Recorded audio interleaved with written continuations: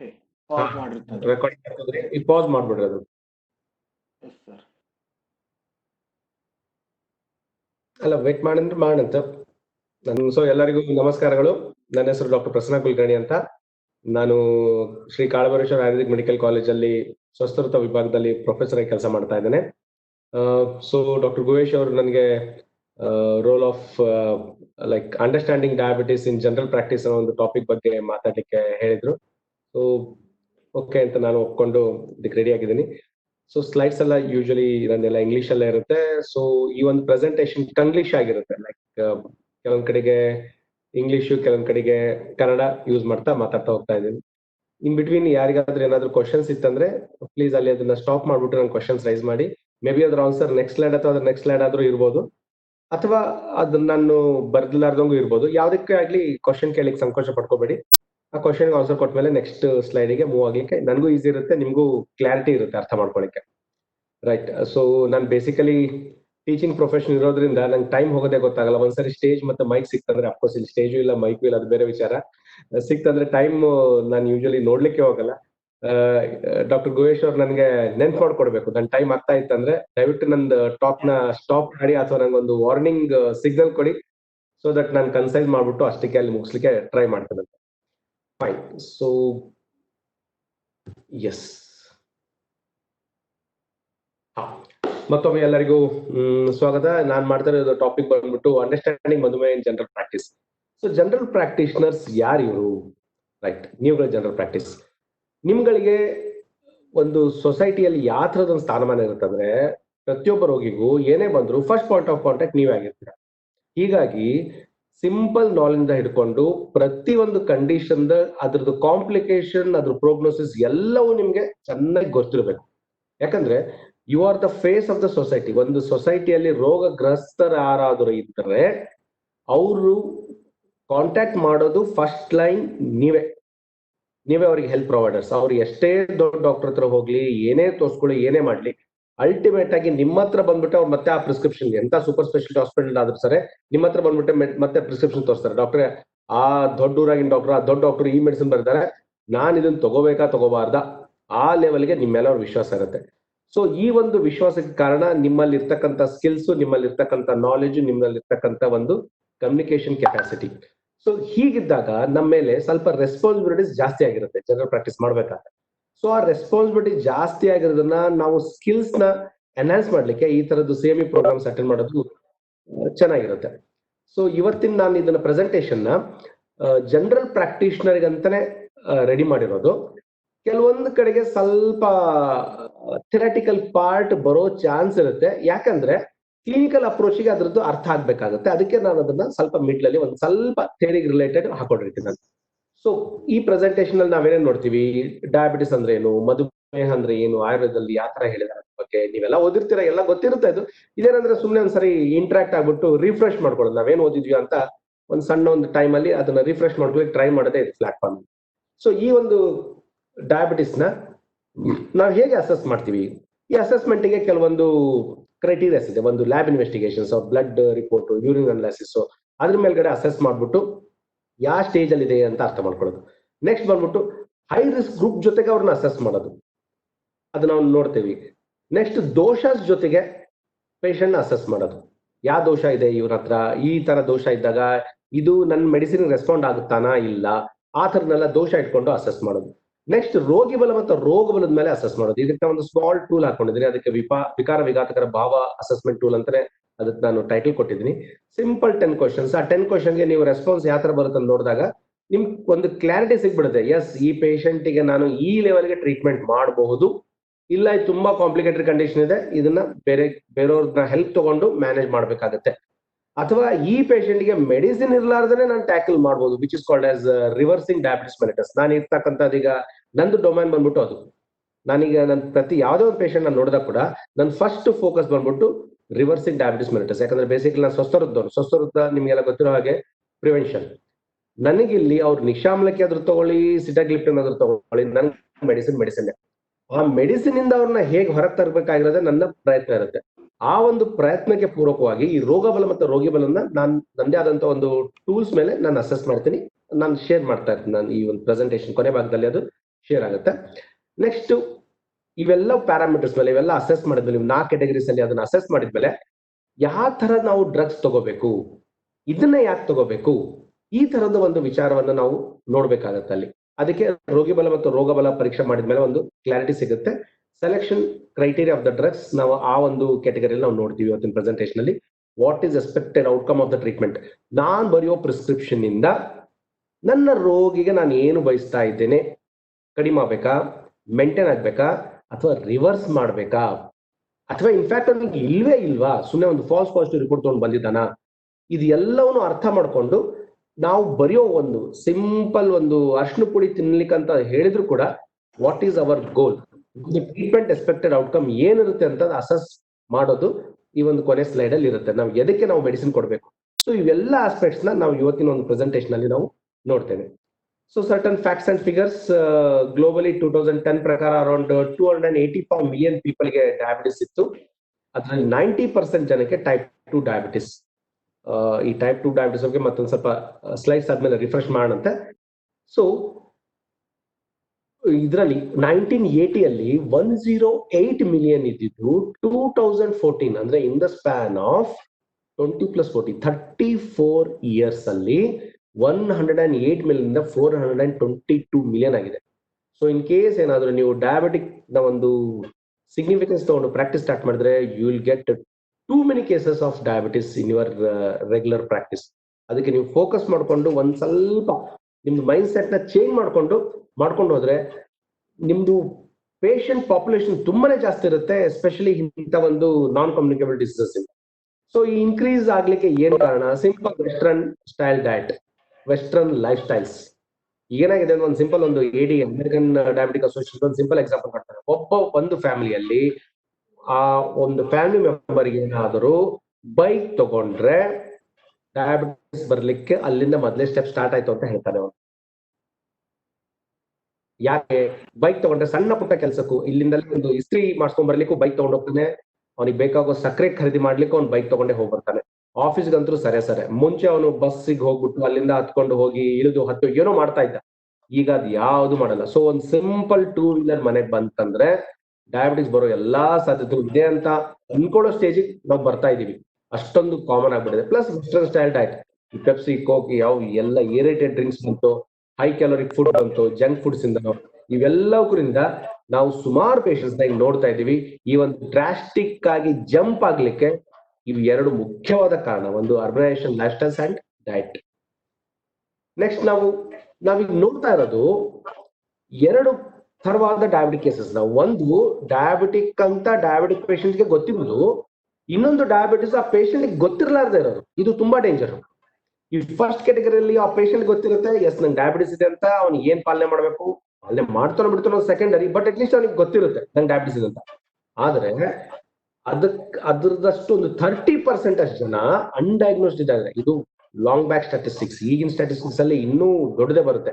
ಇದಕ್ಕೆ ನಾವು preventive medicine ಅಲ್ಲಿ ಐಸ್ಬರ್ಗ್ ಫಿನಾಮಿನಾ ಅಂತ ಹೇಳ್ತೀವಿ.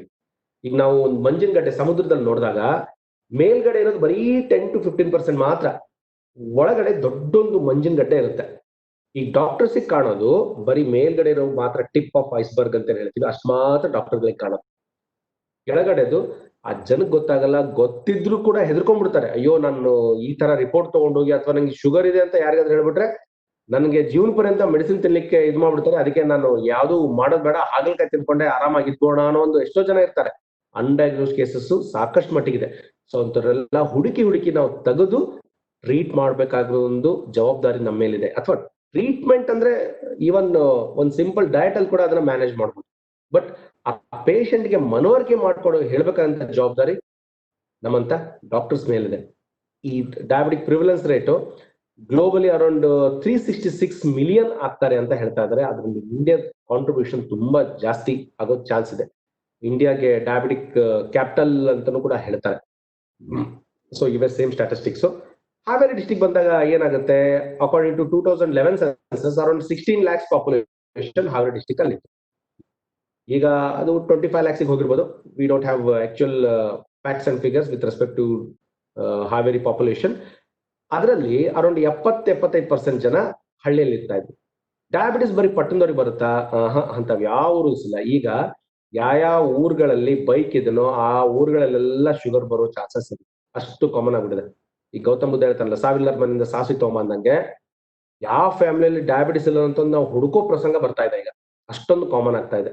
ಎಸ್ಪೆಷಲಿ ರೂರಲ್ ಪಾಪ್ಯುಲೇಷನ್ ಅಲ್ಲಿ ಕೂಡ ಜಾಸ್ತಿ ಆಗ್ತಾ ಇದೆ. ಒಂದು 20 years ಬ್ಯಾಕ್, ಒಂದು 2 decade ಹಿಂದೆ ಬರೀ ಇದು ಪಟ್ಟಣದಲ್ಲಿರೋರಿಗೆ ಯಾರು ಕೆಲಸ ಮಾಡಲ್ಲ, ಯಾರು ವಾಷಿಂಗ್ ಮಷೀನ್ ಮಿಕ್ಸಿ ಯೂಸ್ ಮಾಡ್ತಾರೋ ಅವ್ರಿಗೆ ಬರ್ತಾರೋ ಒಂದು ಪರಿಕಲ್ಪನೆ ಎಲ್ಲ ಇಲ್ಲ. ಹಳ್ಳಿಗಳಲ್ಲಿ ಕೂಡ ಮನುಷ್ಯನ್ ಎಷ್ಟೇ ಆಕ್ಟಿವ್ ಆಗಿರ್ಲಿ, ಏನೇ ಕೆಲಸ ಮಾಡ್ತಾ ಇರ್ಲಿ, ಟಿವಿ ಮುಂದೆ ಕೂಡ ಒಂದು ಹ್ಯಾಬಿಟ್ ಇರೋದ್ರಿಂದ, ಹೈ ಕ್ಯಾಲೋರಿ ಫುಡ್ ತಿನ್ನೋದ್ರಿಂದ ಸರ್ವೇ ಸಾಮಾನ್ಯವಾಗಿ ಡಯಾಬಿಟಿಸ್ ಬರ್ತಾ ಇದೆ. ಅದ್ರದ್ದು ಕಾಸ್, ಅದ್ರದ್ದೆಲ್ಲ ಒಂದು ಬೇರೆ ಒಂದು ದೊಡ್ಡ ಸೆಟ್ ಇದೆ ಅದಕ್ಕೆ, ರೈಟ್?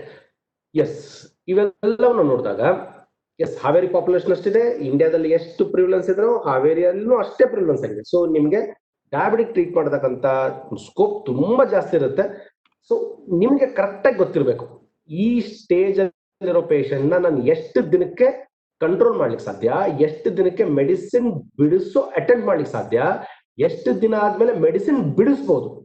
ಇವೆಲ್ಲವೂ ನಿಮ್ಗೆ ಗ್ರಾಸ್ ಆಗಿ ಅರ್ಥ ಆಗ್ಬೇಕಂದ್ರೆ ನಿಮ್ಗೆ ಅದು ಅಸೆಸ್ಮೆಂಟ್ ಟೂಲ್ಸ್ ಸ್ವಲ್ಪ ಚೆನ್ನಾಗಿ ಗೊತ್ತಿರ್ಬೇಕು. ಓಕೆ, ಸೊ ಅಸೆಸ್ಮೆಂಟ್ ಟೂಲ್ಸ್ ನಾನು ಕಲ್ತ್ಕೊಂಡ್ಮೇಲೆ ಒಂದು ಕ್ವಶನ್ಸ್ ಬರುತ್ತೆ, ಆಯುರ್ವೇದದಲ್ಲಿ ಈ ಒಂದು ಕಾಯಿಲೆಗೆ ಪರಿಹಾರ ಇದೆನಾ? ಆಬ್ವಿಯಸ್ಲಿ ಇದೆ, ನೀವೆಲ್ಲ ಓದಿದ್ರೆ ಅದನ್ನ, ನಮ್ಗೆಲ್ಲ ಗೊತ್ತಿದೆ.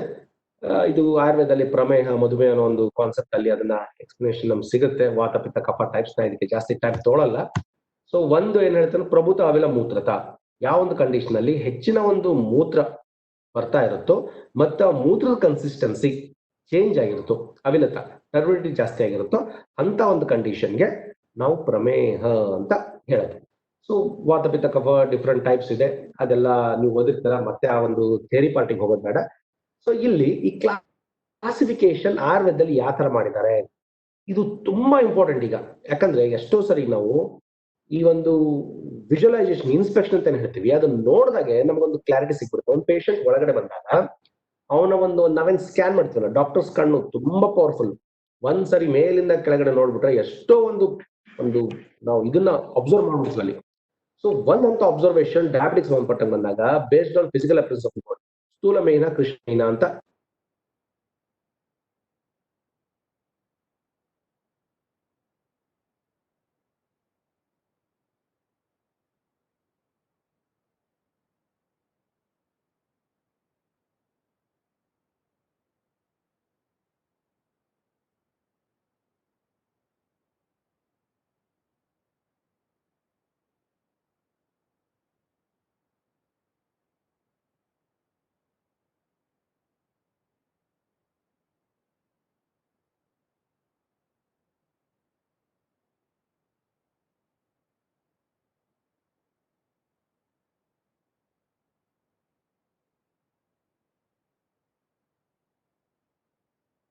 ಅಪತ್ಯ ನಿಮಿತ್ತಜ ಅಲ್ಲಿ ನಾವು ನೋಡ್ತೀವಿ. ಅಲ್ಲಿ ಮತ್ತೆ ಆವರಣ ಜನ ಇರುತ್ತೆ ಅಥವಾ ಧಾತುಕ್ಷಯ ಜನ, ಅವೆಲ್ಲ ಸಂಪ್ರಾಪ್ತಿ ರಿಲೇಟೆಡ್ ಥಿಂಗ್ಸ್, ಅದು ಸಬ್ಸೈಡಿಗೆ ಇರೋಣಂತೆ. ಎರಡೇ ಇಲ್ಲಿ, ಒಂದು ಜೆನೆಟಿಕಲಿ ಇನ್ಫ್ಲೂಯೆನ್ಸ್ ಆಗಿ ಬರೋದು, ಎರಡನೇದು ಬಂದ್ಬಿಟ್ಟು ಅಪತ್ಯ ನಿಮಿತ್ತಜ ಆಗಿ ಬರ್ತಕ್ಕಂಥದ್ದು. ಇದನ್ನ ಯಾಕೆ ಸ್ಟ್ರೆಸ್ ಮಾಡಿ ಹೇಳ್ತಾ ಇದ್ದೇನೆ ಅಂದ್ರೆ, ಅಸೆಸ್ಮೆಂಟ್ ಟೂಲಿಗೆ ಇಲ್ಲಿ ಒಂದು ಕನೆಕ್ಷನ್ ಇದೆ. ಓಕೆ, ಅಸೆಸ್ಮೆಂಟ್ ಟೂಲ್ ನೋಡ್ಬೇಕಾದ್ರೆ ಇದು ಮತ್ತೆ ನಾವು ಇದನ್ನ ಗಮನಿಸೋಣಂತೆ. ನೆಕ್ಸ್ಟ್, ನಿಧಾನದ ಮೇಲೆ ಯಾವ ತರ ಇರುತ್ತೆ, ಒಂದು ಸಂತರ್ಪಣಜನ್ಯ, ಇನ್ನೊಂದು ಅಪತರ್ಪಣಜನ್ಯ. ಸಂತರ್ಪಣಜನ್ಯ ಟಿಪಿಕಲಿ 90% ಜನ ಬರೋದು ಸಂತರ್ಪಣಜನ್ಯ. ಅಪತರ್ಪಣಜನ್ಯ ಯಾವನು ತುಂಬಾ ಕೃಶವಾಗಿರ್ತಾನೋ, ಯಾವನು ಅವನು ಒಂದು ನ್ಯೂಟ್ರಿಷನ್ಗೆ ಸಾಕಷ್ಟು ಇಂಪಾರ್ಟೆನ್ಸ್ ಕೊಟ್ಟಿರಲ್ವೋ, ಅಡಿಕ್ವೇಟ್ ಕ್ವಾಂಟಿಟಿಯಲ್ಲಿ ಬ್ಯಾಲೆನ್ಸ್ ಡಯಟ್ ತಗೋತಾ ಇರಲ್ವೋ, ಅಂತ ಒಂದು ಮಾಲ್ ಕಂಡೀಷನ್ ಅಲ್ಲಿ ಅಪತರ್ಪಣಜನ್ಯ ಅಂತ ನಾವೇನ್ ಹೇಳ್ತೀವಿ, ಅದರಿಂದ ಒಂದು ಡಯಾಬಿಟಿಕ್ ಪ್ರೆಸೆಂಟೇಷನ್ ಆಗುತ್ತೆ. ಸೊ ಅಂತವ್ರು ಬಂದಾಗ ಕೂಡ ಟು ಸಮ್ ಎಕ್ಸ್ಟೆಂಟ್ ಅದು ಕೃಷ ಮೇಹಿ ಅಲ್ಲದೆ ಇದ್ರೆ ಹ್ಯಾಂಡಲ್ ಮಾಡೋ ಚಾನ್ಸಸ್ ತುಂಬಾ ಚೆನ್ನಾಗಿದೆ. ಅಲ್ಲಿ ರಿವರ್ಸಿಂಗ್ ಆಮೇಲೆ ನೋಡೋಣಂತೆ, ಅಟ್ ಲೀಸ್ಟ್ ಮೇಂಟೈನ್ ಮಾಡೋದಾದ ಚಾನ್ಸಸ್ ತುಂಬಾ ಚೆನ್ನಾಗಿ ಬರುತ್ತೆ. So based on classification as described in Ayurvedic classics, ಈ ತರ ನಾವು ಆ ಒಂದು ಬರ್ತಕ್ಕಂತ ಒಂದು ಕೇಸ್ ಮೇಲೆ ನಾವು ಟು ಸಮ್ ಎಕ್ಸ್ಟೆಂಟ್ ಕನ್ಕ್ಲೂಷನ್ ಬರ್ಲಿಕ್ಕೆ ಸಾಧ್ಯ. ಸೊ ಕಂಟೆಂಪ್ರರಿ ಸೈನ್ಸ್ ಅಲ್ಲಿ, ಬಯೋಮೆಡಿಸಿನ್ ಅಲ್ಲಿ ಈ ತರದ ಕ್ಲಾಸಿಫಿಕೇಶನ್ ಯಾವ ತರ ಇದೆ ನಮ್ಗೆಲ್ಲ ಗೊತ್ತಿರೋ ಹಾಗೆ, ಟೈಪ್ 1, ಟೈಪ್ 2. ಟೈಪ್ 1 ಮುಂಚೆ NIDDM, IDDM ಅಂತ ಹೇಳ್ತಾ ಇದ್ದಾರೆ. IDDM ಬಂದ್ಬಿಟ್ಟು ಟೈಪ್ 1 ಡಯಾಬಿಟಿಸ್. ಈಗ ಯಾಕೆ ಅದನ್ನ ನಾವು ಹೆಚ್ಚಿಗೆ ಯೂಸ್ ಮಾಡ್ತಾ ಇಲ್ಲ, IDDM insulin dependent diabetes mellitus? ಯಾಕಂದ್ರೆ ಈಗ type 2 condition after some years ಅಲ್ಲಿ ಕೂಡ ಇನ್ಸುಲಿನ್ ಬೇಕಾಗ್ತಾ ಇದೆ. ಅವಾಗ ಒಂದು ಕ್ವಶನ್ ಬರುತ್ತೆ, ನೀವು ಮುಂಚೆ ಇದನ್ನ NIDDM ಅಂತ ಹೇಳ್ಬಿಟ್ಟು ಇನ್ಸುಲಿನ್ ಕೊಡ್ತಾ ಇದ್ರಲ್ಲ, ಈ ತರದೆಲ್ಲ ಸಾಕಷ್ಟು ಡಿಸ್ಕಷನ್ ಸ್ಟಾರ್ಟ್ ಆಯ್ತು ಒಂದು ಮೆಡಿಕಲ್ ಫ್ಯಾಕಲ್ಟೀಸ್ ಅಲ್ಲಿ. ಸೊ ಅದಕ್ಕೆ ಏನ್ ಮಾಡಿದ್ರು, IDDM ಇನ್ಸುಲಿನ್ ಡಿಪೆಂಡೆಂಟ್ ನಾನ್ ಇನ್ಸುಲಿನ್ ಡಿಪೆಂಡೆಂಟ್ ಅನ್ನೋ ಕ್ಲಾಸಿಫಿಕೇಶನ್ ಬೇಡ, let's go for pure classification without using the word insulin.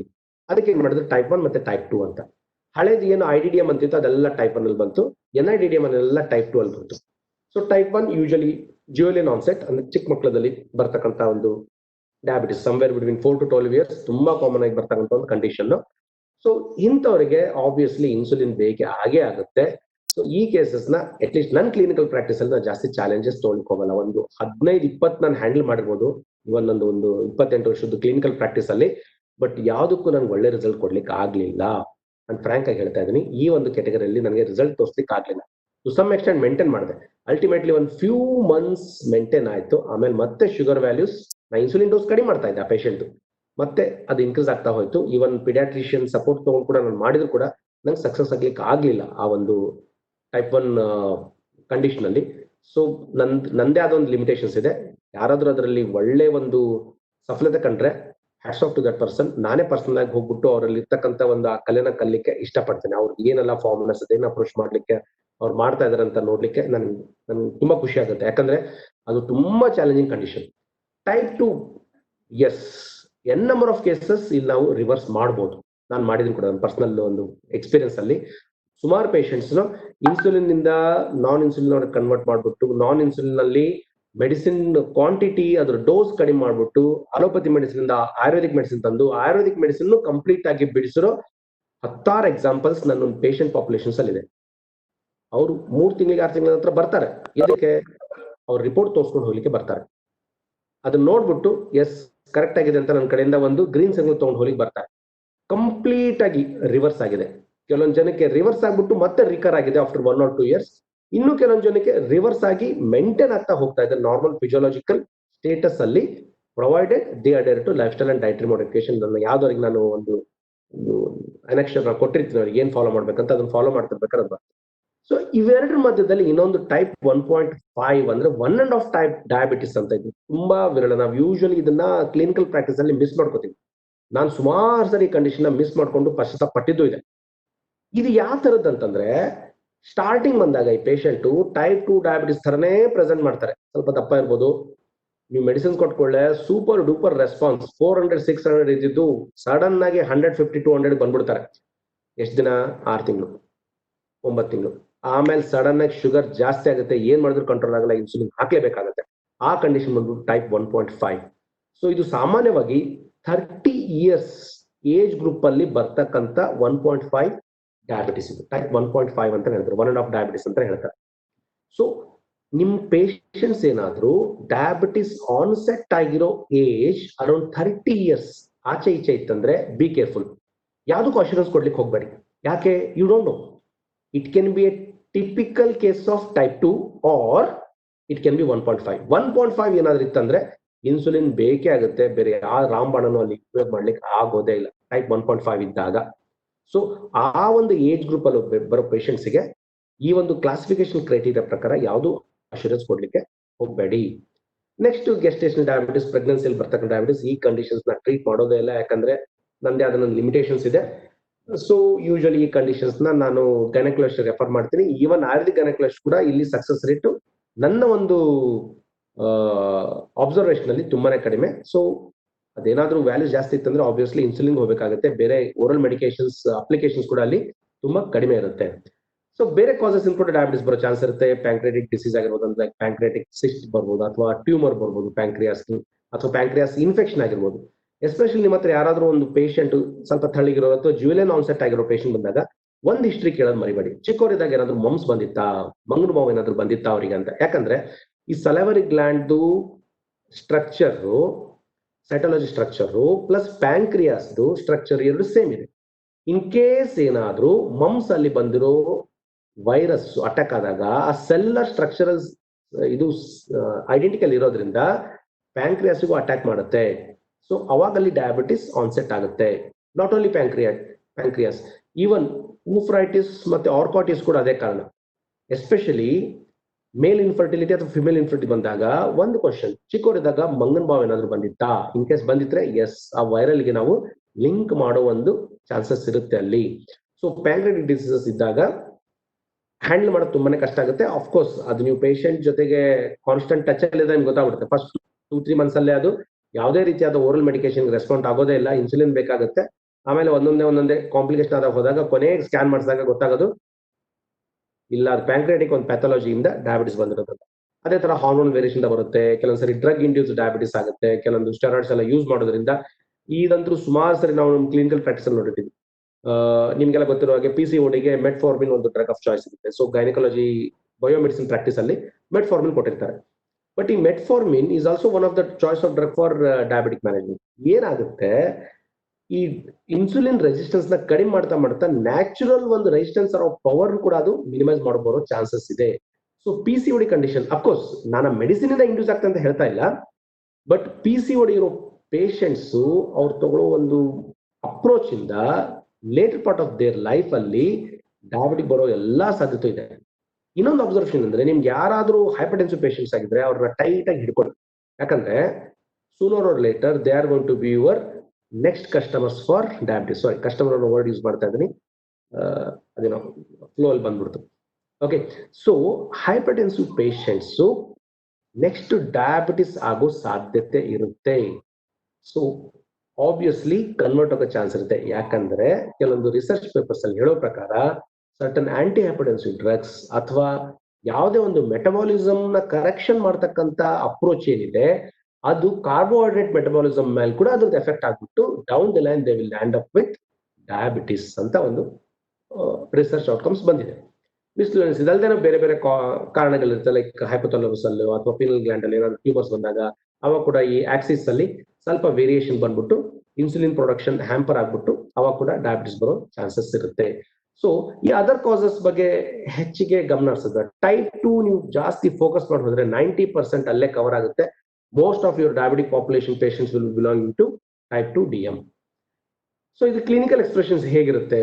So ಆಯುರ್ವೇದದ್ದು ಓಕೆ, ಮಾಧವ ನಿಧಾನದಂತ ಅದನ್ನ ಮಲಡ ಪ್ರಾಗ್ರೂಪ ಪಾಣಿಪಾದ ದಾಹ ಚಿಕ್ಕಡತಾದೆ ಎತ್ರ ಸ್ವಾದ ಜಾಯತೆ ಸೂಪರ್ ಡೂಪರ್ ಆಗಿ ಬರೆದ್ರು ಶ್ಲೋಕ. ಅದು ನಂಗೆ ಇನ್ನೂ ಮರ್ಲಿಕ್ಕೆ ಆಗ್ತಾ ಇಲ್ಲ. ಯಾಕಂದ್ರೆ ನನ್ಗೆ ಅಫ್ಕೋರ್ಸ್ ಅದನ್ನ ಪ್ರಮೇಹದ್ದು ಪೂರ್ವ ರೂಪ ಅಂತ ಹೇಳಿದಾರೆ. ಯಾಕಂದ್ರೆ ಅವ್ರದ್ದು ಒಂದು ಕ್ರೈಟೀರಿಯಾನೇ ಬೇರೆ ಇತ್ತು ಡಯಾಗ್ನೋಸಿಸ್ ಮಾಡ್ಲಿಕ್ಕೆ ಪ್ರಮೇಹದ್ದು.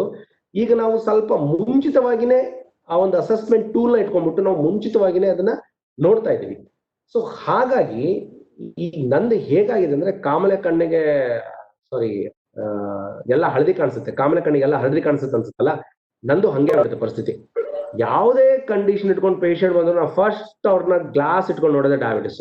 ತಲೆನೋವು ಅಂತಾನ ನಾವು ಫಸ್ಟ್ ಯೋಚನೆ ಮಾಡೋದೇ ಡಯಾಬಿಟಿಸ್, ಲೂಸ್ ಮೋಷನ್ ಅಂತಾನ ಡಯಾಬಿಟಿಸ್, ಮೈಕೈ ನೋವು ಅಂತಾನ ಡಯಾಬಿಟಿಸ್. ನಾವು ಫಸ್ಟ್ ಕೇಳೋ ಕ್ವಶನ್ನೇ ಅದು, ನಿಮ್ಗೆ ಏನಾದ್ರೂ ಶುಗರ್ ಇದೆನಾ ಅಂತಾರೆ. ಹಿಸ್ಟ್ರಿ ಆಫ್ ಪ್ರೆಸೆಂಟ್ ಇಲ್ನೆಸ್ ತಗೋಬೇಕಾದ್ರೆ ಅವನ್ನೆಲ್ಲ ನಾವು ವಿಚಾರ ಮಾಡ್ತಾ ಇರ್ತೀವಿ.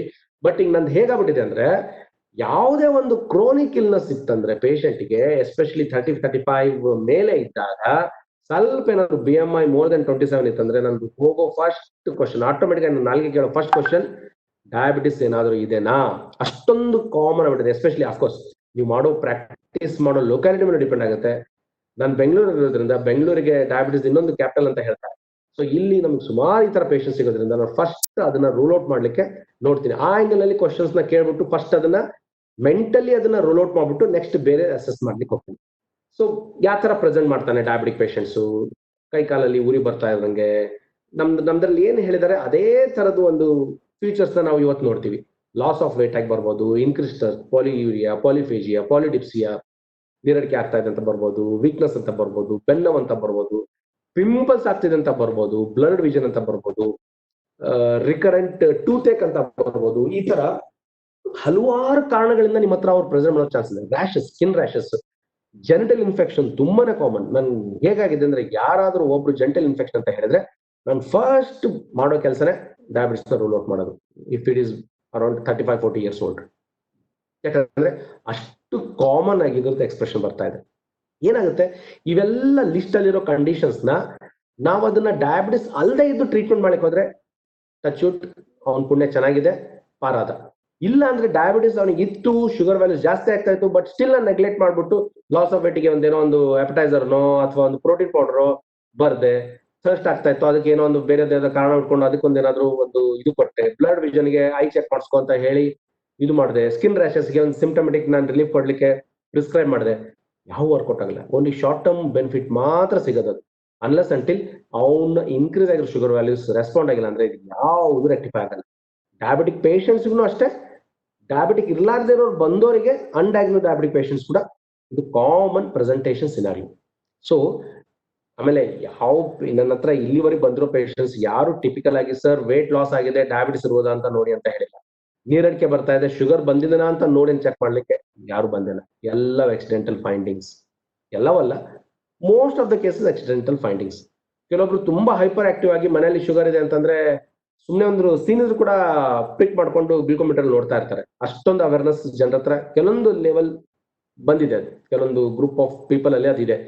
ಇನ್ನು ಕೆಲವೊಬ್ಬರಲ್ಲಿ ಎಷ್ಟೇ ಎಕ್ಸ್ಪ್ರೆಷನ್ಸ್ ಕೊಟ್ಟರು ಅವ್ರ ಅದ್ರ ಬಗ್ಗೆ ಯೋಚನೆ ಕೂಡ ಮಾಡಲ್ಲ, ಅಂತ ಜನಗಳು ಇದ್ದಾರೆ. ಸೊ ನಿಮ್ಮ ಹತ್ರ ಯಾರೇ ಬರ್ಲಿ ಈ ತರದೆಲ್ಲ ಲಿಸ್ಟ್ ಇದ್ದಾಗ, ಈ ತರದ ಏನಾದ್ರು ಕಂಡೀಷನ್ಸ್ ಇದ್ದಾಗ, ಅಥವಾ ಇದು ಇರ್ಲಾರ್ದೆ ಇದ್ದು ನೀವು ಕೊಡ್ತಕ್ಕಂಥ ಮೆಡಿಸಿನ್ ರೆಸ್ಪಾಂಡ್ ಮಾಡಲ್ಲ ಅಂದ್ರೆ first try to rule out diabetes, right. So ಇದೇ ಸಂಪ್ರಾಪ್ತಿನ ನಾನು ಏನ್ ಮಾಡಿದ್ದೇನೆ ಅಂದ್ರೆ ಆಯುರ್ವೇದದಲ್ಲಿ ಯಾವ ತರ ಆಗುತ್ತೆ, ಕಂಟೆಂಪ್ರರಿ ಯಾವ ತರ ಅಂತ ಕೋರ್ಲೇಟ್ ಮಾಡ್ಕೊಂಡು ಬರ್ತಿರೋ ಒಂದು ಕಂಪೇರಿಟಿವ್ ಸ್ಟೇಟ್ಮೆಂಟ್ ನಾನು ಸ್ಲೈಡ್ ಶೇರ್ ಮಾಡಿದಾಗ ನೀವು ಅದನ್ನ ನೋಡ್ಕೊಳ್ಳಿ. ಕ್ಲಿನಿಕಲಿ ಇದ್ರದಷ್ಟು ಸಿಗ್ನಿಫಿಕೆನ್ಸ್ ಇರಲ್ಲ.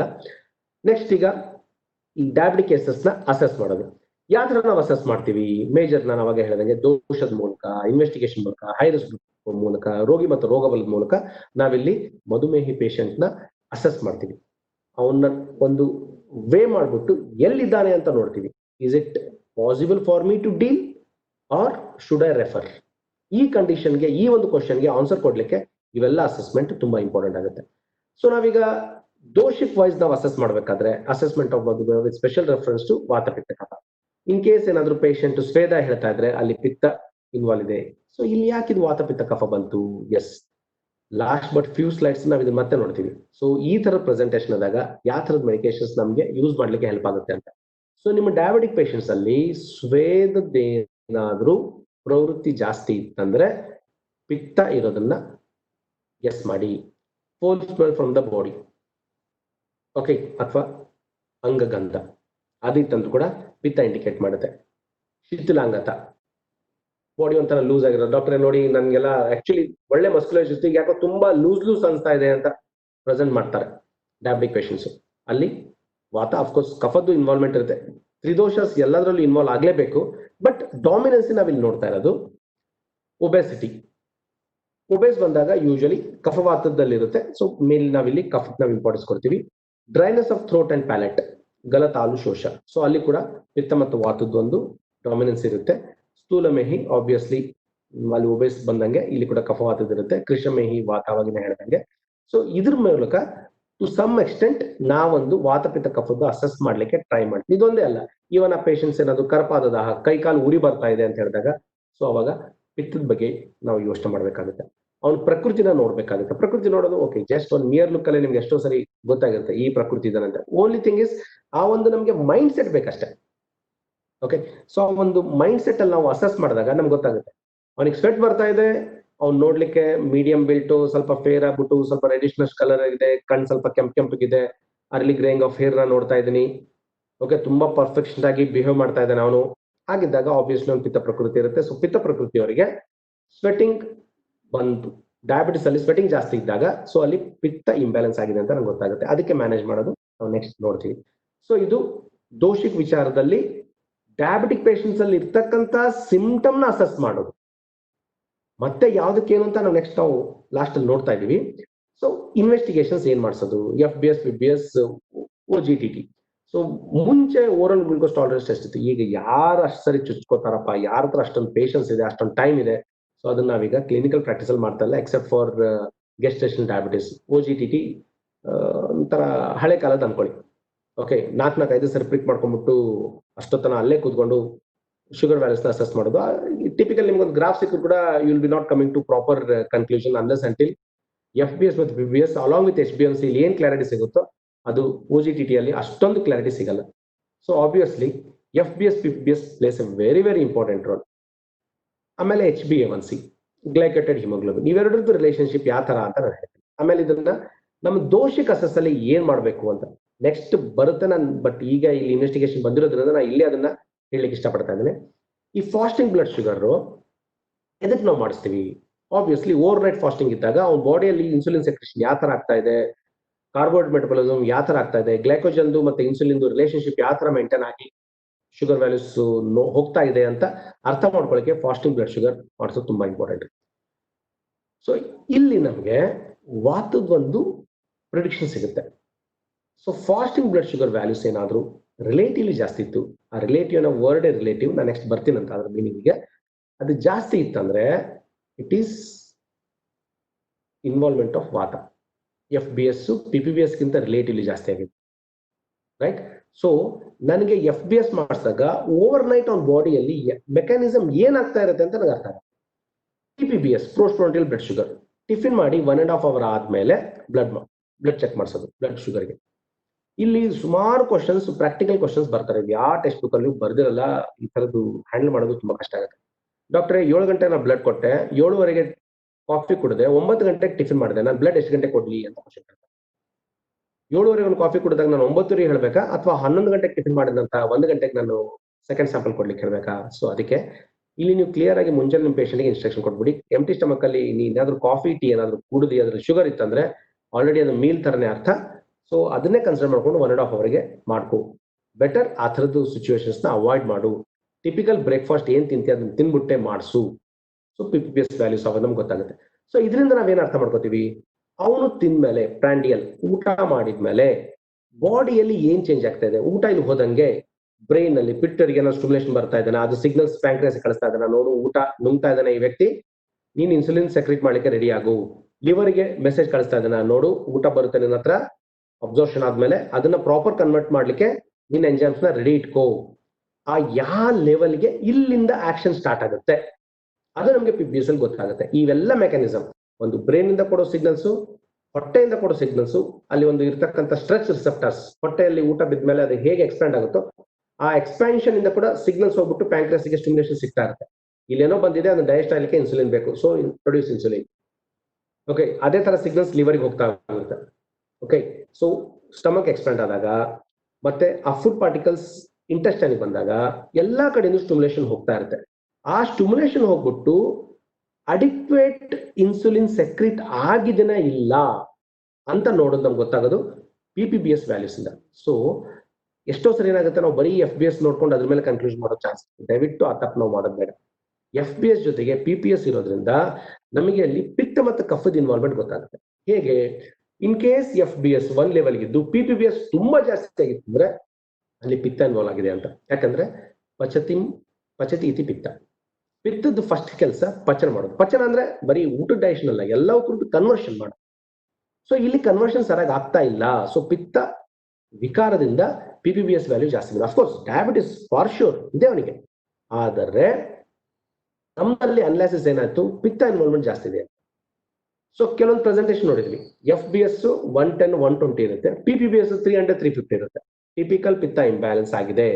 ನಿಮ್ದು ಡಯಾಬಿಟಿಕ್ ಅಪ್ರೋಚ್ ಜೊತೆಗೆ ಪಿತ್ತನ್ನ ನಾರ್ಮಲೈಸ್ ಮಾಡ್ಲಿಕ್ಕೆ ಒಂದು ವಿಶೇಷವಾದಂತ ಒಂದು ಚಿಕಿತ್ಸೆ ಬೇಕಾಗುತ್ತೆ, ಓರಲ್ ಮೆಡಿಕೇಶನ್ಸ್ ಬೇಕಾಗುತ್ತೆ. ಈ ಕನ್ಕ್ಲೂಷನ್ ಬರ್ಬೇಕಾಗುತ್ತೆ. On the other hand FBS 150, PPBS 120. ಊಟ ಮಾಡೋಕ್ಕಿಂತ ಮುಂಚೆ 150 ಇದೆ, ಊಟ ಆದ್ಮೇಲೆ 120 ಆಯ್ತು. ನಾನು ಮೆಡಿಸಿನ್ಸ್ ತಗೊಂಡಿಲ್ಲ ಏನಿಲ್ಲ, ರೈಟ್. ಅದ್ ಹೇಗೆ ಊಟ ಆದ್ಮೇಲೆ ಜಾಸ್ತಿ ಆಗ್ಬೇಕಾಗಿತ್ತು, ನಂದು 70 to 80 ಪಾಯಿಂಟ್ ನಂಗೆ ಜಾಸ್ತಿ ಆಗ್ಬೇಕು, ಅದ್ರ ಬದಲು ಕಡಿಮೆ ಆಗಿದೆಲ್ಲ, ಇದೇನು ಆಶ್ಚರ್ಯ? ಎಸ್, ಏನಾಗಿದೆ ಅಂದ್ರೆ ಒಂದು ಸೆಕೆಂಡ್ ಮೆಕ್ಯಾನಿಸಮ್, ಊಟ ಮಾಡಿದಾಗ ಸಿಗ್ನಲ್ಸ್ ಕೊಡೋದೇನಿದೆಯಲ್ಲ ಅದೆಲ್ಲ ಇಂಟ್ಯಾಕ್ಟ್ ಆಗಿದೆ. ವೆರಾಸ್ ಅವನ ಬಾಡಿ ಮೋಷನ್ಲೆಸ್ ಆದಾಗ, ಅಂದ್ರೆ ರಾತ್ರಿ ಹೊತ್ತು ಮಲ್ಕೊಂಡಾಗ ಜಲತ್ವ ಕಡಿಮೆ ಆದಾಗ ಏನಾಗ್ತಾ ಇದೆ, ಇನ್ಸುಲಿನ್ ಪ್ರೊಡಕ್ಷನ್ಗೆ ಸ್ಟಿಮ್ಯುಲೇಷನ್ ಕರೆಕ್ಟಾಗಿ ಸಿಗ್ತಾ ಇಲ್ಲ. ಹೀಗಾಗಿ ಅಲ್ಲಿ ವಾತದ ಇನ್ಫ್ಲುಯೆನ್ಸ್ ಜಾಸ್ತಿ ಆಗ್ತಾ ಇದೆ. ಇದನ್ನ ಒಂದು ಕನ್ಕ್ಲೂಷನ್ ಮಾಡೋಕ್ಕಾಗುತ್ತೆ. ಎಲ್ಲಿ FBS ಹೆಚ್ಚಿಗಿದ್ದು PPBS towards normalcy. 200 fasting. So 200 fasting ಇದ್ದಾಗ PPBS ಎಷ್ಟು ನಾವು ಆಂಟಿಸಿಪೇಟ್ ಮಾಡೋದು, ಅಟ್ಲೀಸ್ಟ್ 250 to 350 ರೇಂಜ್ ಅಲ್ಲಿ ನಾವು ಆಂಟಿಸಿಪೇಟ್ ಮಾಡ್ತೀವಿ. ಸೊ 250 to 350 ಇರೋದೇ ಅದು 200 FBS ಇದ್ದಾಗ, 220 ಅಥವಾ 180 ಇದ್ದಾಗ ಈ ಕನ್ಕ್ಲೂಷನ್ ಬರ್ಬೇಕಾಗುತ್ತೆ, ರೈಟ್. HbA1c ಇದು ತುಂಬಾ important investigation. But many times ನಾವೇನ್ ಮಾಡ್ತೀವಿ, ಕೆಲವೊಂದ್ಸರಿ ತುಂಬಾ ಎಂಪಥಿಕ್ ಆಗಿ ಟ್ರೀಟ್ಮೆಂಟ್ ಮಾಡ್ಲಿಕ್ಕೆ ನಾವು ಸ್ಟಾರ್ಟ್ ಮಾಡ್ತೀವಿ. ಏನು ಪೇಷಂಟ್ ಬಡವ ಇದ್ದಾನೆ, ಯಾಕೆ ಸುಮ್ಮನೆ ಅವನಿಗೆ ದುಡ್ಡು ಇದು ಮಾಡ್ಬೇಕು, ಅವ್ನು ಆ ರಿಪೋರ್ಟ್ ತಂದ್ರು ಅಷ್ಟೇ ಬಿಟ್ಟರು ಅಷ್ಟೇ, ನಾನ್ ಬರೋದು ಇದೇ ಮೆಡಿಸಿನ್, ಯಾಕಂದ್ರೆ ಅವನಿಗೆ ಆಫರ್ಡ್ ಮಾಡ್ಲಿಕ್ಕೆ ಆಗಲ್ಲ. ಈ ತರ ಒಂದು ನಾವು ಮೈಂಡ್ ಸೆಟ್ಟಿಗೆ ಕೆಲವೊಂದ್ಸರಿ ಎಂಪತಿಯಿಂದ ಕೆಲವೊಂದ್ಸರಿ ನಾವು ಮೋಸ ಹೋಗ್ಬಿಡ್ತೀವಿ. ಈ ಪೇಷಂಟ್ಸ್ ಎಸ್ಪೆಷಲಿ ಡಯಾಬಿಟಿಕ್ ಪೇಷಂಟ್ಸ್ ತುಂಬಾ ಸ್ಮಾರ್ಟ್ ಆಗಿರ್ತಾರೆ. ಏನ್ ಮಾಡ್ತಾರೆ ಅಂದ್ರೆ ತಿಂಗಳೆಲ್ಲ ಹೇಗ್ ಬೇಕಾದ್ರೆ ಬಿಂದಾಸ್ ಆಗಿದ್ಬಿಟ್ಟು ಯಾವಾಗ ಟೆಸ್ಟ್ ಮಾಡಿಸ್ಬೇಕಾಗಿರುತ್ತೋ ಅದೊಂದು 2 ದಿನ ಆಚೆ ಈಚೆ ಡಿಸಿಪ್ಲಿನ್ ಆಗಿ ಕರೆಕ್ಟ್ ಆಗಿ ವರ್ಕೌಟ್ ಮಾಡೋದು, ಯೋಗ ಮಾಡೋದು, ಪ್ರಾಣಾಯಾಮ ಮಾಡೋದು, ಸ್ವೀಟ್ ತಿನ್ಲಾರ್ದಿರೋದು, ಮೆಡಿಸಿನ್ ಟೈಮ್ಲಿ ತಗೊಳ್ಳೋದು ಎಲ್ಲ ಪ್ರಾಕ್ಟೀಸ್ ಮಾಡ್ತಾರೆ. ಅವತ್ತಿನ ದಿವಸ ಪಕ್ಕ 7 ಗಂಟೆ ಅಂದ್ರೆ 7 ಗಂಟೆಗೆ ಶಾರ್ಪ್ FBS, 7:30 ಟಿಫಿನ್ ಅಂದ್ರೆ 7:30 ಟಿಫಿನ್, 8, 9:30 ಮತ್ತೆ ಸೆಕೆಂಡ್ ಸ್ಯಾಂಪಲ್ ಕೊಟ್ಟಿರ್ತಾರೆ. ಅಷ್ಟೊಂದು ಪರ್ಫೆಕ್ಟ್ ಅವತ್ತಿನ ದಿವಸ. ಬೇರೆ ಟೈಮಲ್ಲಿ ಯಾವಾಗೋ ಎದ್ದೇಳೋದು, ಯಾವಾಗೋ ಊಟ ಮಾಡೋದು, ಯಾವಾಗೋ ಮಾತ್ರ ತಿನ್ನೋದು, ಅವೆಲ್ಲ ಪ್ರಾಕ್ಟೀಸ್ ಇರುತ್ತೆ. ಸೊ ಅಂತ ಕಲ್ಡ್ರನ್ನ ಹಿಡಿಲಿಕ್ಕೆ HbA1c ನಮ್ಗೆ ಹೆಲ್ಪ್ ಆಗುತ್ತೆ. ಗ್ಲೈಕೋಟೆಡ್ ಹಿಮೋಗ್ಲೋಬಿನ್ ಇದೇನ್ ಮಾಡುತ್ತೆ, ನಮ್ಮ ರೆಡ್ ಬ್ಲಡ್ ಸೆಲ್ಸ್ ಅಲ್ಲಿ ಎಷ್ಟು ಶುಗರ್ ಇದೆ ಅಂತ ಚೆಕ್ ಮಾಡುತ್ತೆ. ರೆಡ್ ಬ್ಲಡ್ ಸೆಲ್ಸ್ ಅಲ್ಲಿ ಯಾಕೆ ಹಿಮೋಗ್ಲೋಬಿನ್ ಬಂದ್ಬಿಟ್ಟು ಅದ್ರ ಲೈಫ್ ಸ್ಪಾನ್, RBCs ಬಂದ್ಬಿಟ್ಟು ಅದ್ರ ಲೈಫ್ ಸ್ಪಾನ್ 120 ಡೇಸ್ ನಾವು ಓದಿರೋದು. ಸೊ ಅದು ಜೀವಂತವಾಗಿದ್ದಾಗ ಬ್ಲಡ್ ಸ್ಟ್ರೀಮ್ ಅಲ್ಲಿ ಎಷ್ಟು ಶುಗರ್ ಸಿಗ್ತಾ ಇದೆ ಅದನ್ನು ಅಬ್ಸರ್ವ್ ಮಾಡ್ಕೊಂಡು ಇಟ್ಟಿರ್ತಾರೆ. ಸೊ ಹೀಗಾಗಿ FBS PBS ನಾರ್ಮಲ್ ಆಗಿದ್ದು HbA1c ಮೋರ್ ದೆನ್ 8 ಆಗಿತ್ತಂದ್ರೆ ಈ ಕನ್ಕ್ಲೂಷನ್ ಬರ್ಬೋದು. ಅಂದ್ರೆ ಇವತ್ತು ಒಂದು ವ್ಯಾಲ್ಯೂಸ್ ಚೆನ್ನಾಗಿದೆ, ಹೋದ ತಿಂಗಳು ಅಧ್ವಾನ ಆಗಿತ್ತು, ಈ ಕನ್ಕ್ಲೂಷನ್ ನೀವು ರೀಚ್ ಆಗ್ಬೋದು HbA1c ವ್ಯಾಲ್ಯೂಸ್ ನೋಡ್ಕೊಂಡು. ಸೊ ಅವೆರಡು ಕರೆಸ್ಪಾಂಡಿಂಗ್ ಆಗಿ ಇರಬೇಕು. ಟಿಪಿಕಲಿ HbA1c ನನ್ನ ಪೇಷಂಟ್ಸ್ ಇಡೋ ಟಾರ್ಗೆಟ್ ಅಂದ್ರೆ ಮೋರ್ ದೆನ್ 60-65 ಏಜ್ ಇತ್ತಂದ್ರೆ ಅವ್ರಿಗೆ ಅರೌಂಡ್ 88 HbA1c ನೋಡ್ಲಿಕ್ಕೆ ನಾನು ಇಷ್ಟಪಡ್ತೇನೆ. ಅದಕ್ಕಿಂತ ಕಡಿಮೆ ವಯಸ್ಸಿದ್ದವರಿಗೆ 7, ಇನ್ ಅಂಡ್ ಅರೌಂಡ್ 7. 6 ನನ್ನ ಟಾರ್ಗೆಟ್ ಅಲ್ಲೇ ಅಲ್ಲ. ಎಷ್ಟೋ ಜನ ಕಂಟೆಂಪ್ರರಿ ಬಯೋಮೆಡಿಸಿನ್ ಪ್ರಾಕ್ಟೀಷನರ್ಸ್ ಬಂದ್ಬಿಟ್ಟು HbA1c 6 ಇರ್ಲಿಕ್ಕೆ ನೋಡ್ತಾರೆ. ದಯವಿಟ್ಟು ಆ ತಪ್ಪು ಮಾಡೋದು ಬೇಡ. 6 ಇದ್ರೆ ಓಕೆ, ಬಟ್ 6 ಇರ್ಲೇಬೇಕನ್ನೋ ಒಂದು ರಿಸ್ಟ್ರಿಕ್ಷನ್ ಹಾಕೊಂಡ್ಬಿಟ್ಟು ಅವರಿಗೆ ಅದನ್ನ ಕಟ್ ಮಾಡು, ಇದನ್ನ ಕಟ್ ಮಾಡು, ಇಷ್ಟು ಹೈ ಡೋಸ್ ಈ ಮೆಡಿಸಿನ್ಸ್ ತಗೋ, ದಯವಿಟ್ಟು ಬೇಡ ಸ್ನೇಹಿತರೆ. ಯಾಕಂದ್ರೆ ಆ ಥರ ಆಗೋದ್ರಿಂದ ನಾವು ಬೇರೆ ಪಾರ್ಟ್ಸ್ ನರಿಶ್ಮೆಂಟ್ ನ ನಾವು ಕಾಂಪ್ರಮೈಸ್ ಆಗ್ತೀವಿ. ನಂತರ ಎಷ್ಟೋ ಸರಿ ಆ ಪೇಷಂಟ್ ಎಷ್ಟೋ ಬಂದಿದ್ದಾರೆ, ಹೆಂಗಿದ್ದಾರೆ ಅಂದ್ರೆ 110 mg/dl ಫಾಸ್ಟಿಂಗ್ ಇರಬೇಕು, 111 ಆದ್ರೆ ಸಾಕು, ಡಾಕ್ಟರ್ ಹತ್ರ ಓಡ್ ಬಂದ್ಬಿಡ್ತಾರೆ, ಸರ್ 1 mg/dl ಜಾಸ್ತಿ ಆಯ್ತು, ಅರ್ಧ ಮಾತ್ರ ಜಾಸ್ತಿ ಮಾಡ್ತೀರಾ ಅಂತ ಕೇಳ್ತಾರೆ. ಅಷ್ಟೊಂದು ಸ್ಪೆಸಿಫಿಕ್ ಆಗಿರೋ ಪೇಷಂಟ್ಸ್ ಇದ್ದಾರೆ. ಸೊ ದಯವಿಟ್ಟು ಆ ಒಂದು ಟೈಟ್ ಕಂಟ್ರೋಲ್ ಮಾಡಬೇಡ. ಇನ್ಫ್ಯಾಕ್ಟ್ ಅದನ್ನ ಹೇಳುತ್ತೆ, ಟೈಟ್ ಕಂಟ್ರೋಲ್ ಬೇಕಾಗಿಲ್ಲ. ಅದ್ರ ಜೊತೆಗೆ ರಿನಲ್ ಫಂಕ್ಷನ್ ಟೆಸ್ಟ್ ಮತ್ತು ಲಿವರ್ ಫಂಕ್ಷನ್ ಟೆಸ್ಟ್ ನ ಮಾಡಬೇಕಾಗಿದ್ದ ಅವಶ್ಯಕತೆ ತುಂಬಾ ಇದೆ. ರಿನಲ್ ಫಂಕ್ಷನ್ ಟೆಸ್ಟ್ ಯಾಕೆ, ಈ ಶುಗರ್ ಜೊತೆಗೆ ಅವ್ನಿಗೆ ಏನಾದ್ರು ಕಿಡ್ನಿ ಡ್ಯಾಮೇಜ್ ಆಗಿದೆ ಅಥವಾ ಶುಗರ್ ತಗೊಳ್ಳೋ ಮೆಡಿಸಿನ್ ಇಂದ, ಸಿಂಪಲ್ ಮೆಟ್ಫಾರ್ಮಿನ್ ಆಗಿರ್ಬೋದು, ಸಿಟಾಗ್ಲಿಪ್ಟಿನ್ ಆಗಿರ್ಬೋದು, ಓಲಿಗೋಸ್ ಆಗಿರ್ಬೋದು, ಎಲ್ಲ ಕುರಿದು ಅದರದೇ ಆದ ಒಂದು ಎಫೆಕ್ಟ್ ಅಕ್ರಾಸ್ ದ ಬಾಡಿ ಇರುತ್ತೆ, especially on liver and kidneys. So ಹೀಗಾಗಿ RFT ಮತ್ತೆ LFT ನೋಡೋದು ತುಂಬಾ ಇಂಪಾರ್ಟೆಂಟ್. ಇನ್ ಕೇಸ್ ಇಲ್ಲ ಅಂದ್ರೂ ಕೂಡ ಎವ್ರಿ ಇಯರ್ಲಿ ಒನ್ಸ್ ಅದನ್ನ ನೋಡೋ ಪ್ರಾಕ್ಟೀಸ್. ನೆಕ್ಸ್ಟ್ ಸ್ಲೈಡ್ ಅಲ್ಲಿ ಬರುತ್ತೆ ಯಾವ ಫ್ರೀಕ್ವೆನ್ಸಿ ಏನ್ ಮಾಡಿಸ್ಬೇಕಂತದ್ದು. ಲಿಪಿಡ್ ಪ್ರೊಫೈಲ್ ಯಾಕೆ, ಸೊ ಯೂಶಲಿ ಒಂದು ಡಯಾಬಿಟಿಕ್ ಪೇಷಂಟ್ಸ್ ಟ್ರೈಗ್ಲಿಸರೈಡ್ಸ್ ವ್ಯಾಲ್ಯೂ ಜಾಸ್ತಿ ಆಗೋ ಒಂದು ಚಾನ್ಸ್ ಇರುತ್ತೆ. ಫಿಸಿಯಾಲಜಿಕಲಿ ಟ್ರೈಗ್ಲಿಸರೈಡ್ ಜಾಸ್ತಿ ಆಗ್ಬಿಡುತ್ತೆ. ಯಾಕಂದ್ರೆ ಸಿಂಪಲ್, ನನ್ನ ಹತ್ರ ದುಡ್ಡು ಜಾಸ್ತಿ ಇಲ್ಲ, ನಾನು ಏನ್ ಮಾಡ್ತೀನಿ, ಸ್ನೇಹಿತನಿಂದ ದುಡ್ಡು ಇಸ್ಕೊತೀನಿ. ಅದೇ ತರ ಶುಗರ್ ಕನ್ವರ್ಟ್ ಮಾಡೋ ಮೆಕ್ಯಾನಿಸಮ್ ಇನ್ಸುಲಿನ್ ಪ್ರೊಡ್ಯೂಸ್ ಆಗ್ತಾ ಇಲ್ಲ. ಅವಾಗ ಏನ್ ಮಾಡುತ್ತೆ ಲಿವರ್, ನೀ ಅಷ್ಟೇ ಇರಪ್ಪ, ನಾನು ಫ್ಯಾಟ್ ಅಲ್ಲಿ ಅದನ್ನ ಕನ್ವರ್ಟ್ ಮಾಡ್ತೀನಿ ಅಂತ ಹೇಳ್ಬಿಟ್ಟು ಇರೋ ಶುಗರ್ನ ಟ್ರೈಗ್ಲಿಸರೈಡ್ ಕನ್ವರ್ಟ್ ಮಾಡ್ತಾ ಹೋಗುತ್ತೆ. ಸೊ ನಮ್ಗೆ ಇಲ್ಲಿ ಬ್ಯಾಲೆನ್ಸಿಂಗ್ ಇಸ್ ವೆರಿ ಇಂಪಾರ್ಟೆಂಟ್. ಯಾಕಂದ್ರೆ ಶುಗರ್ ಕಂಟ್ರೋಲ್ ಆಗಿದೆ ಅಂತ ನಾವು ಲಿಪಿಡ್ ಪ್ರೊಫೈಲ್ ಮಾಡ್ಲಾರ್ದೆ ಟ್ರೈಗ್ಲಿಸರೈಡ್ ಜಾಸ್ತಿ ಆದಾಗ ಕೂಡ ಅದ್ರೂ ಕೂಡ ಥ್ರೆಟ್ಸ್ ಇದ್ದೇ ಇರುತ್ತೆ. ಕಾರ್ಡಿಯಾಕ್ ಸ್ಟ್ರೋಕ್ಸ್ ಆಗಿರ್ಬೋದು, ಕಾರ್ಡಿಯಾಕ್ ಅರೆಸ್ಟ್ ಆಗಿರ್ಬೋದು, MI ಆಗಿರ್ಬೋದು, ಹಲವಾರು ಕಂಡೀಷನ್ಸ್ ಅದರಿಂದ ಬರೋ ಚಾನ್ಸ್ ಇರುತ್ತೆ. ಸೊ ಲಿಪಿಡ್ ಪ್ರೊಫೈಲ್ ಕೂಡ ಎಸೆನ್ಷಿಯಲ್. ನೆಕ್ಸ್ಟ್ ಸ್ಲೈಡ್ ಅಲ್ಲಿ ಯಾವ ಫ್ರೀಕ್ವೆನ್ಸಿ ಮಾಡಿಸ್ಬೇಕಂತ ನೋಡೋಣ ಅಂತ. ಯೂರಿನ್ ಅನಾಲಿಸಿಸ್ ಬರೀ ಶುಗರ್ ಕರೆಸ್ಪಾಂಡಿಂಗ್ ಯೂರಿನ್ ಶುಗರ್ ನೋಡೋ ಅಷ್ಟೇ ಅಲ್ಲ, ಟರ್ಬಿಡಿಟಿ ಯಾವ ತರ ಇದೆ, ಪಸ್ಸಲ್ಸ್ ಏನಾದ್ರೂ ಇದನ್ನ, ಎಫ್ಟಿಎಲ್ಸಸ್ ಏನಾದ್ರೂ ಇದನ್ನ, ಅದನ್ನೆಲ್ಲ ನೋಡ್ಲಿಕ್ಕೆ ನಿಮ್ಗೆ ಹೆಲ್ಪ್. ಸೊ ಇವೆಲ್ಲ ಇನ್ವೆಸ್ಟಿಗೇಷನ್ಸ್ ಅದರದೇ ಆದ ಸಿಗ್ನಿಫಿಕೆನ್ಸ್ ಒಂದು ಇರೋದ್ರಿಂದ ಆ ಒಂದು ಫ್ರೀಕ್ವೆನ್ಸಿಗೆ ಮಾಡ್ತಾ ಹೋಗ್ಬೇಕಾಗುತ್ತೆ. ಸೊ ಇಲ್ಲೊಂದು WHO ರೆಕಮೆಂಡೆಡ್ ನಾನು ಇದು ಕೊಟ್ಟಿದ್ದೀನಿ. ಮಿಡ್ಲ್ ಇರೋ 2 ರೆಡ್ ಕ್ಯಾಟಗರಿ ಬಂದ್ಬಿಟ್ಟು ಪ್ರೀ ಡಯಾಬಿಟಿಸ್ ಅಂತ. ಸ್ನೇಹಿತರೆ ನಿಜವಾಗ್ಲೂ ನಂಗೆ ಗೊತ್ತಿಲ್ಲ, ನಮ್ಮಲ್ಲೇ ಎಷ್ಟು ಜನನು ಪ್ರೀ ಡಯಾಬಿಟಿಸ್ ಇದ್ರೂ ಇರ್ಬೋದು, ರೈಟ್. ಇದೊಂದು ದೊಡ್ಡದು ಐಸ್ಬರ್ಗ್ ಫಿನಾಮಿನಾದಲ್ಲಿ ಬರ್ತಕ್ಕಂಥ ಒಂದು ಎಕ್ಸಾಂಪಲ್. ಟಿಪಿಕಲ್ ಈ ವ್ಯಾಲ್ಯೂಸ್ ಬರಲ್ಲ, 110, 140 ಇದಕ್ಕೆ ಬರೋದೇ ಇಲ್ಲ. ಯಾವ್ದೋ ಒಂದಲ್ಲಿ ಹೆಚ್ಚು ಕಡಿಮೆ ಇರುತ್ತೆ, ನಿನ್ನೆ ಗುಲಾಬ್ ಜಾಮೂನ್ ತಿಂದ ಅದಕ್ಕೆ ಜಾಸ್ತಿ ಆಗಿರ್ಬೋದು ಅಂತ ಇಗ್ನೋರ್ ಮಾಡೋ ನಮ್ಮಲ್ಲೇ ಎಷ್ಟು ಜನ ಇದ್ದಾರೆ. ಬಟ್ ಅದು ಪ್ರೀ ಡಯಾಬಿಟಿಸ್ ನ ಲಕ್ಷಣ ಆಗಿರ್ಬೋದು. ಎಸ್ಪೆಷಲಿ ಯಾರ್ದು ಹೊಟ್ಟೆ ಸುತ್ತಳತೆ ಜಾಸ್ತಿ ಇದೆ. ಸೊ ಈ ಪ್ರೀ ಡಯಾಬಿಟಿಸ್ ತುಂಬಾ ಇಂಪಾರ್ಟೆಂಟ್. ಮೆಡಿಸಿನ್ಸ್ ಬೇಕಾಗಲ್ಲ ಅದಕ್ಕೆ, ಬಟ್ ಗೊತ್ತಿತ್ತಂದ್ರೆ ಈ ಪ್ರೀ ಡಯಾಬಿಟಿಸ್ ಸ್ಟೇಜ್ ನ ರಿವರ್ಸ್ ಮಾಡ್ಲಿಕ್ಕೆ ಕೆಲವೊಂದು ಎಫರ್ಟ್ಸ್ ಆಗ್ಬೋದು ಅಂತ, ರೈಟ್. ಸೊ ಇದನ್ನ ನೀವು ಟೇಬಲ್ ನೋಡಿದಾಗ ನಿಮ್ಗೆ ಅದು ಕ್ರೈಟೀರಿಯಾ ಗೊತ್ತಾಗುತ್ತೆ. ಸೊ ಹೌ ಆಫನ್ ಯಾವ ಮಾಡಿಸ್ಬೇಕು ಇದನ್ನು ಕೊಟ್ಟಿದ್ದೀನಿ, ಯಾವ ಕಂಡೀಷನ್ ಅಲ್ಲಿ ಏನ್ ಮಾಡ್ಬೇಕಂತ. ಇದು ಸೆಲ್ಫ್ ರೀಡಬಲ್ ಅಂಡರ್ಸ್ಟ್ಯಾಂಡ್ ಆಗ್ತಕ್ಕಂಥ ಸ್ಲೈಡ್. ಆಮೇಲೆ ನೀವು ಅದನ್ನ ಓದ್ಕೋಬಹುದು. ಅಫ್ಕೋರ್ಸ್ ಇದೆಲ್ಲ ನನ್ನ ಒಂದು ಕ್ಲಿನಿಕಲ್ ಒಂದು ಅನುಭವದ ಮೇಲೆ ಹಾಕಿರೋದು. ಇದು ಹೈ ರಿಸ್ಕ್ ಗ್ರೂಪ್ ನ ಹೇಗೆ ಅಸೆಸ್ ಮಾಡೋದು. ಫಸ್ಟ್ ಒಂದು ದೋಷಿಕ್ ಅಸೆಸ್ಮೆಂಟ್ ಮಾಡಿದ್ವಿ. ಲ್ಯಾಬೊರೇಟರಿಯಲ್ಲಿ ಅಸೆಸ್ಮೆಂಟ್ ಮಾಡಿದ್ವಿ. ಈಗ ಹೈ ರಿಸ್ಕ್ ಗ್ರೂಪ್ ನ ಯಾವ ತರ ನೋಡ್ಬೇಕು, ಎಲ್ಲಿ family history of diabetes positive ಇದೆನೋ ಅದು ಒಂದು ಹೈ ರಿಸ್ಕ್ ಗ್ರೂಪಿಗೆ ಬರೋದು. ಅಕ್ಕ ತಮ್ಮ, ಅಣ್ಣ ತಮ್ಮ, ಅಕ್ಕ ತಂಗಿ ಯಾರೇ ಆಗಿರ್ಬೋದು, ಕಸಿನ್ಸು, ಅವ್ರ ಇನ್ ಕೇಸ್ ಏನಾದ್ರು ಡಯಾಬಿಟಿಕ್ ಫಸ್ಟ್ ರಿಲೇಟಿವ್ ಆಗಿರ್ಬೋದು, ಸೆಕೆಂಡ್ ಲೆವೆಲ್ ರಿಲೇಟಿವ್ ಆಗಿರ್ಬೋದು, ಅವ್ರು ಇನ್ ಕೇಸ್ ಏನಾದ್ರು ಡಯಾಬಿಟಿಕ್ ಆಗಿತ್ತಂದ್ರೆ ಸೊ ಇಲ್ಲಿ ಸ್ವಲ್ಪ ಹೈ ರಿಸ್ಕ್ ಬರ್ತಾರೆ. ಯಾಕಂದ್ರೆ ಅವರಲ್ಲಿ ಆ ದೋಷ ಸಮೂರ್ಛನೆ ಈ ಬೀಜದ ಒಂದು ಸ್ವಭಾವದಿಂದ, ಬೀಜದ ಇನ್ಫ್ಲೂಯೆನ್ಸ್ ಇಂದ ಸ್ಟ್ರಾಂಗ್ ಆಗಿ ಕೂದಿರೋ ಒಂದು ಬಾಂಡೇಜ್ ಇರೋ ಸಾಧ್ಯತೆ ಇರುತ್ತೆ. ಸೆಕೆಂಡ್ ಬಂದ್ಬಿಟ್ಟು ಒಬೆಸಿಟಿ. ಇನ್ ಕೇಸ್ ಏನಾದ್ರು BMI ಮೋರ್ ದೆನ್ 30 ಇತ್ತಂದ್ರೆ ಎಸ್, ಅವ್ರು ಕೂಡ ಆ ಡಯಾಬಿಟಿಕ್ ಪೇಷಂಟ್ಸ್ ಕೂಡ ರಿಸ್ಕ್ ಗ್ರೂಪಿಗೆ ಬರ್ತಾರೆ. ಮೋರ್ ದೆನ್ 40 ಇಯರ್ಸ್ ಆದ್ರೂ ಕೂಡ ಅವ್ರು ಕೂಡ ರಿಸ್ಕ್ ಗ್ರೂಪಿಗೆ ಬರ್ತಾರೆ. ಇನ್ ಕೇಸ್ ಟ್ರೈಗ್ಲಿಸರೈಡ್ ಜಾಸ್ತಿ ಇದ್ದು ಅಥವಾ HDL ಏನಾದ್ರು ಕಡಿಮೆ ಇತ್ತಂದ್ರೆ ಡಿಸ್ಲಿಪಿಡಿಮಾ ಅಂತ ಕಂಡೀಷನ್ ಅಲ್ಲಿ ಅವರು ಕೂಡ ಈ ಕಂಡೀಷನ್ ಬರ್ತಾರೆ. ಇದಲ್ದೇನೆ ಡಯಾಬಿಟಿಸ್ ಜೊತೆಗೆ ಅವರಿಗೆ BP ಇದ್ದು, ಬೇರೆ ಅಲರ್ಜಿಸ್ ಇದ್ದು, ಮೈಗ್ರೇನ್ ಆಗಿರ್ಬೋದು, ಡರ್ಮಟೈಟಿಸ್ ಆಗಿರ್ಬೋದು, ಹೈಪರ್ಸ್ಟಿಯರ್ ಆಗಿರ್ಬೋದು, IBS ಆಗಿರ್ಬೋದು, ಆರ್ಥ್ರೈಟಿಸ್ ಆಗಿರ್ಬೋದು, ಏನಾದ್ರೂ ಅಸೋಸಿಯೇಟೆಡ್ ಕಂಡೀಷನ್ ಆಗಿದ್ರೆ ಅವರು ಕೂಡ ಹೈ ರಿಸ್ಕ್ ಕ್ಯಾಟಗರಿಗೆ ಬರ್ತಕ್ಕಂಥ ಒಂದು ಗ್ರೂಪ್ಸು. ನೆಕ್ಸ್ಟ್ ನಾನು ಹೇಳಿದಂಗೆ ರೋಗಿ ಬಲ ಮತ್ತು ರೋಗ ಬಲ ಮಾಡ್ಲಿಕ್ಕೆ ಈ ಒಂದು 10 ಕ್ವಶನ್ಸ್ ಇದೆ. ಕ್ವಿಕ್ ಆಗಿ 10 ಕ್ವಶನ್ಸ್ ನಾ ಹೇಳ್ತೀನಿ. Value of blood sugar at the time of initial diagnosis. ನಾನು ಕೇಳೋ ಕ್ವಶನ್ ಅವ್ರಿಗೆ ಏನಿರುತ್ತೆ, ಫಸ್ಟ್ ಟೈಮ್ ಶುಗರ್ ಗೊತ್ತಾದಾಗ ಎಷ್ಟಿತ್ತಪ್ಪ? 150ಗೆ ಗೊತ್ತಾಯ್ತಾ, 250 ಗೊತ್ತಾಯ್ತಾ, ಅಥವಾ 700 ಗೊತ್ತಾಯ್ತಾ? ಅದನ್ನ ನೋಡ್ಕೊಂಡ್ಬಿಟ್ಟು ಅದಕ್ಕೊಂದು ಗ್ರೇಡೇಷನ್ ಚಾರ್ಟ್ ಕೊಟ್ಟಿದ್ದೀನಿ, ಅದಕ್ಕೆ ನಂಬರ್ ಕೊಡ್ತೀನಿ.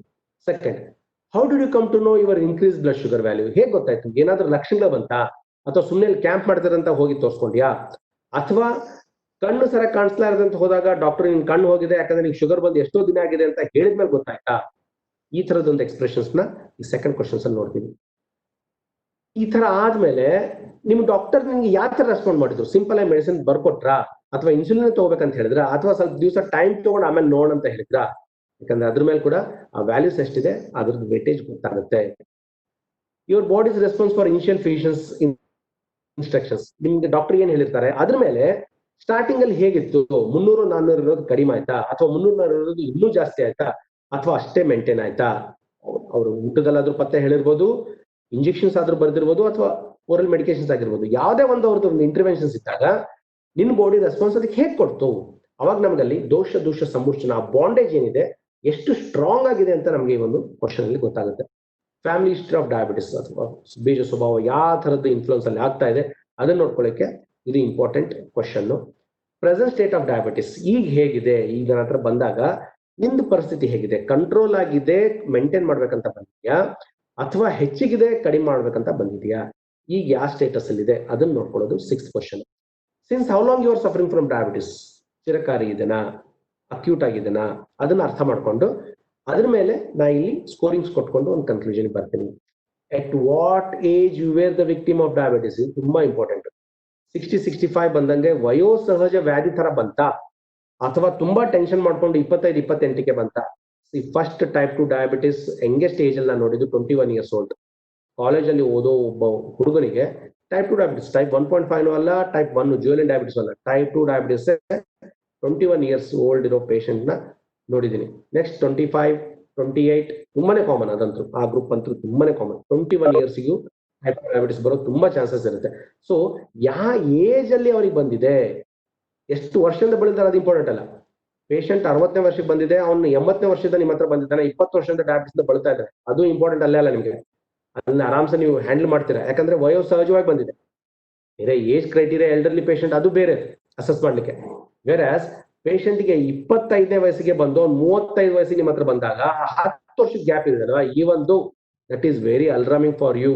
ಯಾಕಂದ್ರೆ ಶಾರ್ಟ್ ಡ್ಯೂರೇಷನ್ ಕ್ರೋನಿಸಿಟಿ ಇಂಪಾರ್ಟೆಂಟ್ ಅಲ್ಲ, ಯಾವ ಏಜ್ ಅಲ್ಲಿ ಬಂತು, ಯಾಕಂದ್ರೆ ಒಂದು ಲೈಫ್ ಎಕ್ಸ್ಪೆಕ್ಟೆನ್ಸಿಗೆ ಅವ್ನು ಇನ್ನು ಎಷ್ಟು ದಿನ ಈ ಶುಗರ್ ಇಂದ ಬಾಳ್ಬೇಕು ಅದು ಇಂಪಾರ್ಟೆಂಟ್. ಸೊ 8th ಕ್ವಶನ್ ಆ ಒಂದು ಆಂಗಲ್ ಅಲ್ಲಿ ಅದನ್ನ ಡಿಸೈನ್ ಮಾಡಿದ್ದೀನಿ.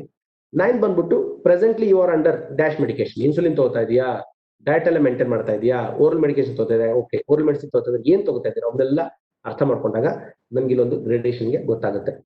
10th, any history of medication other than anti diabetes. ಇದಲ್ದೇ ಬೇರೆ ಏನಾದ್ರು ತಗೋತಾ ಇದೆ, ಅಲರ್ಜಿಗೆ ಏನಾದ್ರು ತಗೋತಾ ಇದೆಯಾ, B ಕಾಂಪ್ಲೆಕ್ಸ್, ಕ್ಯಾಲ್ಸಿಯಂ ಸಪ್ಲಿಮೆಂಟ್, ಯಾವುದೇ ಆಗಿರ್ಬೋದು ಅದನ್ನ ನೋಡ್ಕೊಂಡು ಅದಕ್ಕೆ ತಕ್ಕಂತೆ ಒಂದು ಗ್ರೇಡೇಷನ್ ಕೊಡ್ತೀವಿ.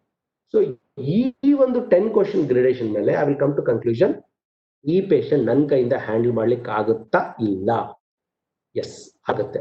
ಆಗಿದ್ರೆ ನಾನು ಏನ್ ಮಾಡ್ಬೋದು, ರಿವರ್ಸ್ ಮಾಡ್ಬೋದಾ, ಈ ಒಂದು ಸ್ಟೇಜ್ ಇಂದ ಕೆಳಗಿನ ಸ್ಟೇಜಿಗೆ ತಗೊಂಡೋಗ್ಬೋದಾ, ಅಥವಾ ಕಂಪ್ಲೀಟ್ ಆಗಿ ಶುಗರ್ ಇರ್ಲಾರ್ದಂಗೆ ಮಾಡ್ಬೋದಾ 1 ವರ್ಷಕ್ಕೆ ಅಥವಾ 5 ವರ್ಷಕ್ಕೆ, ಈ ಒಂದು ಪ್ಯಾರಾಮೀಟರ್ ಅಸೆಸ್ ಮಾಡ್ಲಿಕ್ಕೆ ಹೆಲ್ಪ್ ಆಗುತ್ತೆ. ಅಥವಾ ಈ ಸ್ಟೇಜ್ ಅಲ್ಲಿ ಅವನಿಗೆ ಕಾಂಪ್ಲಿಕೇಶನ್ ಬರೋ ಚಾನ್ಸಸ್ ಎಷ್ಟಿದೆ ಅದನ್ನ ನೋಡ್ಕೊಳ್ಳಿಕ್ಕೂ ನನಗೆ ಕ್ವಶನ್ಸ್ ಔಟ್ಕಮ್ ಇಂದ ನಂಗೆ ಅರ್ಥ ಆಗುತ್ತೆ. Okay, so prognosis plus type of medication, ಯಾವ ತರದ ಮೆಡಿಸಿನ್ ಚೂಸ್ ಮಾಡಬಹುದು ಅಂತ ಅದೊಂದು ಹಿಂಟ್ ನಂಗೆ ಇಲ್ಲಿ ಸಿಗುತ್ತೆ, which I am going to explain later. Expected results timeline ಅದು ನಾನು ಹೇಳಿದೆ. ಎಸ್, ಸೊ ವೆರಿ ಇಂಪಾರ್ಟೆಂಟ್ ಮಧುಮೇಹ ಟ್ರೀಟ್ಮೆಂಟ್. ಸೊ ಇಲ್ಲಿ ಅಫ್ಕೋರ್ಸ್ ಇವೆಲ್ಲ contemporary biomedicine, metformin, glimepiride, repaglinide, pioglitazone, acarbose, voglibose, so okay sitagliptin, insulin pumps, ಅದೆಲ್ಲ ನಮ್ಗೆ ಗೊತ್ತಿರೋಂಥ ವಿಚಾರಣೆ. So ಇಲ್ಲಿ ಆಯುರ್ವೇದಕ್ಕೆ ಒಂದು ಮ್ಯಾನೇಜ್ಮೆಂಟ್ ಬಂದಾಗ ನನ್ಗೆ ಏನ್ ಮಾಡ್ತೀನಿ ಇಲ್ಲಿ, ಡಿಪೆಂಡಿಂಗ್ ಆನ್ ಗ್ರೇಡೇಷನ್, ಬರೀ ಲೈಫ್ ಸ್ಟೈಲ್ ಮತ್ತೆ ಡಯಟ್ ಅಲ್ಲಿ ನಾನು ಮ್ಯಾನೇಜ್ ಮಾಡ್ಬೋದಾ, ಸಿಂಗಲ್ ಹರ್ಬ್ಸ್ ಯೂಸ್ ಮಾಡ್ಬೋದಾ, ಅಥವಾ 2 ಹರ್ಬ್ಸ್ ನ ಯೂಸ್ ಮಾಡ್ಬೋದಾ, ಅಥವಾ ಪೋಲಿ ಹರ್ಬಲ್ ಪ್ರಿಪರೇಷನ್ ಯೂಸ್ ಮಾಡ್ಬೋದಾ, ಅಥವಾ ಹರ್ಬೋ ಮಿನರಲ್ ಕ್ಯಾಟಗರಿಗೆ ಹೋಗ್ಬೋದಾ, ಅಥವಾ ಗೋಲ್ಡ್ ಪ್ರಿಪರೇಷನ್ ಬೇಕಾಗ್ಬೋದಾ, ಇವೆಲ್ಲ ಅಸೆಸ್ ಮಾಡ್ಲಿಕ್ಕೆ ನಂಗೆ ಹೆಲ್ಪ್ ಆಗುತ್ತೆ ಆ ಒಂದು ಸ್ಕೋರಿಂಗ್ ಇಂದ. ಸೊ ಸಿಂಗಲ್ ಹರ್ಬ್ಸ್ ಬಂದಾಗ ಇವೆಲ್ಲ ಲಿಸ್ಟ್ ಆಫ್ ಡ್ರಗ್ಸ್, ಓಕೆ, ಹರಿದ್ರ, ಆಮ್ಲಕಿ, ಮಜೇವ, ಬಿಟ್ರಗಾರ್ಡ್, ನೀಮ್, ಜಂಬು, ತ್ರಿಫಲ, ಬಿಲ್ವ, ಮೇಥಿ ಎಲ್ಲ ನಮ್ಗೆ ಗೊತ್ತಿರೋದೇ, ಗೋಕ್ಷುರ. ಆದ್ರೆ ಯಾವ ಕಂಡೀಷನ್ ಅಲ್ಲಿ ಏನ್ ಸೆಲೆಕ್ಟ್ ಮಾಡ್ಬೇಕು ಅದು ತುಂಬಾ ಇಂಪಾರ್ಟೆಂಟ್. ಓಕೆ, ನೆಕ್ಸ್ಟ್ ನಾನು ಬರ್ತೀನಿ ಅಂತ, ಅದಕ್ಕೆ ಎಷ್ಟಾಗುತ್ತೋ ಅಷ್ಟು ಕವರ್ ಮಾಡ್ತೀನಿ, ಯಾಕಂದ್ರೆ ಟೈಮ್ ಆಗ್ತಾ ಬರ್ತಾ ಇದೆ, ನೋಡಂತೆ ಹೇಗೆ ಹೋಗುತ್ತೋ ಅದ್ರ ಮೇಲೆ. ಸೊ ಪೋಲಿ ಹರ್ಬಲ್ ಪ್ರಿಪರೇಷನ್ ಅಂದ್ರೆ ಯಾವುದು, ಈ ಚೂರ್ಣ ಕಾಂಬಿನೇಷನ್ಸ್, ನಿಶಾ ಆಮ್ಲಕಿ ಎರಡರ ಕಾಂಬಿನೇಷನ್ ಮಾಡ್ಕೊಂಡು ಕೊಟ್ಟೆ, ಅಥವಾ ಬೇರೆ ಬೇರೆ ಒಂದು ತ್ರಿಫಲಾ ಗುಗ್ಗಳು ಆಗಿರ್ಬೋದು, ಡಿಪೆಂಡಿಂಗ್ ಆನ್ ಕಂಡೀಷನ್, ಯಾವ ಕಂಡೀಷನ್ ಅಲ್ಲಿ ಯಾವ್ದು ಪ್ರೆಸೆಂಟೇಷನ್, ಯಾವ್ದನ್ನ ಪ್ರಿಸ್ಕ್ರಿಪ್ಷನ್ ಕೊಡಬೇಕು ಅದು ತುಂಬಾ ಇಂಪಾರ್ಟೆಂಟ್ ಆಗುತ್ತೆ ಇಲ್ಲಿ. ಜಂಬಾಸವ ಒಂದ್ ಸ್ಟೇಜ್ ಅಲ್ಲಿ ಪ್ರಿಸ್ಕ್ರೈಬ್ ಮಾಡೋದು. ಗೋಕ್ಷುರಾದಿ ಗುಗ್ಗಳು, ಸೊ ಈ ಗೋಕ್ಷುರಾದಿ ಗುಗ್ಗಳು ಡಯಾಬಿಟಿಕ್ ಪ್ಲಸ್ ಹೈಪರ್ಟೆನ್ಷನ್ ಇರ್ತಕ್ಕಂಥ ಪೇಷಂಟ್ಸ್ಗೆ ಒಳ್ಳೆ ಚಾಯ್ಸ್ ಆಫ್ ಟ್ರೀಟ್ಮೆಂಟ್ ಆಗುತ್ತೆ. ಯಾರಿಗೆ ವ್ಯಾಸ್ಕ್ಯುಲರ್ ಇಶ್ಯೂಸ್, ಅಲ್ಲಿ ಪಿಟ್ಟಿಂಗ್ ಎಡಿಮಾ ಇರುತ್ತೋ, ಅಥವಾ ವೆರಿಕೋಸ್ ವೇನ್ಸ್ ಇದ್ರು ಡಯಾಬಿಟಿಕ್ ಜೊತೆಗೆ, ಅಥವಾ BP ತುಂಬಾ ಫ್ಲಕ್ಚುಯೇಟಿಂಗ್ ಆಗಿದ್ರು ಅಂತ ಪೇಷಂಟ್ಸ್ಗೆ ಗೋಕ್ಷುರಾದಿ ಗುಗ್ಗಳು ತುಂಬಾ ಹೆಲ್ಪ್ ಆಗುತ್ತೆ. ಅಥವಾ pain all over the body with diabetic presentation ಇದ್ದವರಿಗೆ ಗೋಕ್ಷುರಾದಿ ತುಂಬಾ ಒಳ್ಳೇದು. ಸೊ ತ್ರಿಫಲ ಎಲ್ಲ ನಾನು ಯೂಸ್ ಮಾಡ್ತೀನಿ. ತ್ರಿಫಲಾ ಗುಗ್ಗಳು ಬಂದ್ಬಿಟ್ಟು ಅಫ್ಕೋರ್ಸ್ ಅದು ಕೂಡ ವೇದನ ಸ್ಥಾಪನ ಪ್ಲಸ್ ಆಂಟಿ ಡಯಾಬಿಟಿಕ್ ಪ್ರಾಪರ್ಟಿ ಇರೋದ್ರಿಂದ ಆರ್ಥ್ರೈಟಿಕ್ ಪೇಷಂಟ್ಸ್ಗೆ ಆರ್ಥ್ರೈಟಿಕ್ ವೇದನ ಸ್ಥಾಪನದ ಕೆಲಸನೂ ಆಗಿರುತ್ತೆ, ಇಲ್ಲಿ ನಂಗೆ ಡಯಾಬಿಟಿಕ್ ಮ್ಯಾನೇಜ್ಮೆಂಟ್ಗೆ ಅದು ಹೆಲ್ಪ್ ಆಗಿರುತ್ತೆ. ಸೊ ಈ ತರದೊಂದು ಪ್ಲಸ್ ಸ್ಥೂಲ ಮೇಹಿಸ್ಗೆ ನನಗಿದು ಇಲ್ಲಿ ಈ ಚೂಸ್ ಮಾಡ್ಲಿಕ್ಕೆ ನನ್ಗೆ ಹೆಲ್ಪ್ ಆಗುತ್ತೆ. ನೆಕ್ಸ್ಟ್ ಕ್ಯಾಟಗರಿ ತುಂಬಾ ಸ್ಕೋರಿಂಗ್ ಜಾಸ್ತಿ ಬಂತು, ಪ್ರೋಗ್ನೋಸಿಸ್ ಚೆನ್ನಾಗಿಲ್ಲ ಅಂತಂದಾಗ ಅವಾಗ ನಾನು ಹರ್ಬೋ ಮಿನರಲ್ ಪ್ರಿಪರೇಷನ್ ಬಂತು. ಅದು ಸಿಂಪಲ್ ಶಿಲಾಜಿತ್ ಆದ್ರೂ ಆಗಿರ್ಬೋದು, ಅಥವಾ ವಸಂತ ಕುಸುಮಾಕರ ಆಗಿರ್ಬೋದು, ಅಥವಾ ಚಂದ್ರಪ್ರಭ ಆಗಿರ್ಬೋದು. Chandraprabha ನನ್ಗಿದು high level of prescription ಅಲ್ಲ, ಇದು ಇವನ್ ಎಷ್ಟೋ ಸರಿ ಫಸ್ಟ್ ಲೈನ್ ಆಫ್ ಪ್ರಿಸ್ಕ್ರಿಪ್ಷನ್ ಬರ್ತೀನಿ, ಅದು ಬೇರೆ ಕ್ರೈಟೀರಿಯಾ ಇದೆ. ಅದು ಚಂದ್ರಪ್ರಭದಲ್ಲಿ ಶಿಲಾಜಿತ್ ಇರೋದಕ್ಕೆ ನಾನು ಅಲ್ಲಿ ಹರ್ಬೋ ಮಿನರಲ್ ಪ್ರಿಪರೇಷನ್ ಹಾಕಿದ್ದೀನಿ. ನಾನು ಮಧುಮೇಹ ಕುಸುಮಾಕರ ಆಗಿರ್ಬೋದು, ತ್ರಿವಂಗ ಭಸ್ಮ ಆಗಿರ್ಬೋದು. ಸೊ ಇಂಥವೆಲ್ಲ ಪ್ರಿಪರೇಷನ್ಸ್ ನಾನು ಒಂದು ಏನಂತಾರಲ್ಲ ಲಾಸ್ಟ್ ರೆಸಾರ್ಟ್, ಈಗ ಹೆಂಗೆ ಅಲೋಪತಿ ಮೆಡಿಸಿನ್ ಇನ್ಸುಲಿನ್ ತರ ಇದೆನೋ, ನನಗೆ ಈ ಡ್ರಗ್ಸ್ ಇನ್ಸುಲಿನ್ ತರ ಹರ್ಬೋ ಮಿನರಲ್ ಅಥವಾ herbo mineral with gold preparation insulin ತರ ಇಟ್ಕೊಂಡಿರ್ತೀನಿ. ಫಸ್ಟ್ ಬಂದಿರೋ ಪೇಷಂಟ್ಸ್ಗೆ ನಾನು ಹಾರಳಿ ವಸಂತ ಕುಸುಮಾಕರ ಬರ್ದಿರ್ತೀನಿ ನಾನು ಪ್ರಿಸ್ಕ್ರಿಪ್ಷನ್ ನೋಡಿದಾಗ. ಆಮೇಲೆ ನಮ್ದು ಯಾವ ತರ ಅಂದ್ರೆ, ಇನ್ಫ್ಯಾಕ್ಟ್ ನಾನು institute of Ayurveda and integrative health centre ನಾನು ವರ್ಕ್ ಮಾಡ್ಬೇಕಾದ್ರೆ ಒಂದು SOP ನಾವು ರೆಡಿ ಮಾಡಿದ್ವಿ. ಅದು SOP ಯಾವ ತರ ಇತ್ತಂದ್ರೆ, ನಾನೆಲ್ಲ ನನ್ನ ಪ್ಲೇಸ್ ಅಲ್ಲಿ ಯಾರೇ ಬಂದ್ರು ಕೂಡ ಆ ಪ್ರಿಸ್ಕ್ರಿಪ್ಷನ್ ನೋಡಿದ್ರೆ ಆ ಪ್ರಿಸ್ಕ್ರಿಪ್ಷನ್ ಮೇಲೆ ಹೇಳ್ತಾರೆ ಆ ಪೇಷಂಟ್ಗೆ ಅಂದಾಜ್ ಎಷ್ಟು ದಿನದಿಂದ ಶುಗರ್ ಇದೆ, ಯಾವ್ದು ವ್ಯಾಲ್ಯೂಸ್ ಮೇಂಟೈನ್ ಆಗ್ತಾ ಇದೆ ಅಂತ. ಯಾಕಂದ್ರೆ ಅಷ್ಟೊಂದು ಅಪ್ರೋಪ್ರಿಯೇಟ್ ಆಗಿ ನಾವು ಅದನ್ನ ಕನ್ಸೈಸ್ ಮಾಡಿ ಇವೆಲ್ಲ ಅಸೆಸ್ಮೆಂಟ್ ಟೂಲ್ಸ್ ಹಾಕೊಂಡು ಆ ತರ ಕನ್ಸೈಸ್ ಮಾಡ್ಕೊಂಡು ಆ ಲೆವೆಲ್ಗೆ ತಂದಿದ್ವಿ, ಸ್ಟ್ಯಾಂಡರ್ಡ್ ಆಪರೇಟಿಂಗ್ ಪ್ರೊಸೀಜರ್ಸ್ ನ ಯೂಸ್ ಮಾಡ್ಕೊಂಡು. ಓಕೆ, ಸೊ ಇಂಥ ಒಂದು ಅಪ್ರೋಚ್ ನಮ್ಮ ಫೀಲ್ಡ್ ಅಲ್ಲಿ ತುಂಬಾ ಇಂಪಾರ್ಟೆಂಟ್. ಯಾವ ಸ್ಟೇಜ್ ಅಲ್ಲಿ ಯಾವ ಮೆಡಿಸಿನ್ ಯೂಸ್ ಮಾಡ್ತೀನಿ, ರ್ಯಾಂಡಮ್ ಆಗಿ ಅದಕ್ಕೆ ರೆಸ್ಪಾಂಡ್ ಬಂದಿಲ್ಲ ಅದಕ್ಕೆ ಇದನ್ನ ಯೂಸ್ ಮಾಡೋಣ, ಇದಕ್ಕೆ ಸಮಾಧಾನ ಆಗಿಲ್ಲ ಅಂತ ಅದನ್ನ ತಗೋಣ, I am totally against such selections. So ನಾನು ನಿಶಾಮ್ಲಕ್ಕೆ ಎದಕ್ಕೆ ಕೊಟ್ಟೆ, ಅದಕ್ಕೊಂದು ಕ್ರೈಟೀರಿಯಾ. ವಸಂತ ಕುಸುಮಾಕರನ ಯಾಕೆ ಬರ್ದೆ, ಅದಕ್ಕೊಂದು ಕ್ರೈಟೀರಿಯಾ. ಆ ಕ್ರೈಟೀರಿಯಾನ ಡಿಫೈನ್ ಮಾಡೋದು ತುಂಬಾ ಇಂಪಾರ್ಟೆಂಟ್. ಸೊ ಒಂದು ಅಟೆಂಪ್ಟ್ ಇಲ್ಲಿ ನಾನು ಆ ಥರದ್ದು ಟ್ರೈ ಮಾಡಿದ್ದೀನಿ. ನಂಬರ್ ಸ್ವಲ್ಪ ಚೇಂಜ್ ಆಯ್ತು, ಚೇಂಜ್ ಮಾಡಿದ ಸೇವ್ ಆಗಿಲ್ಲ ಅಲ್ಲಿ.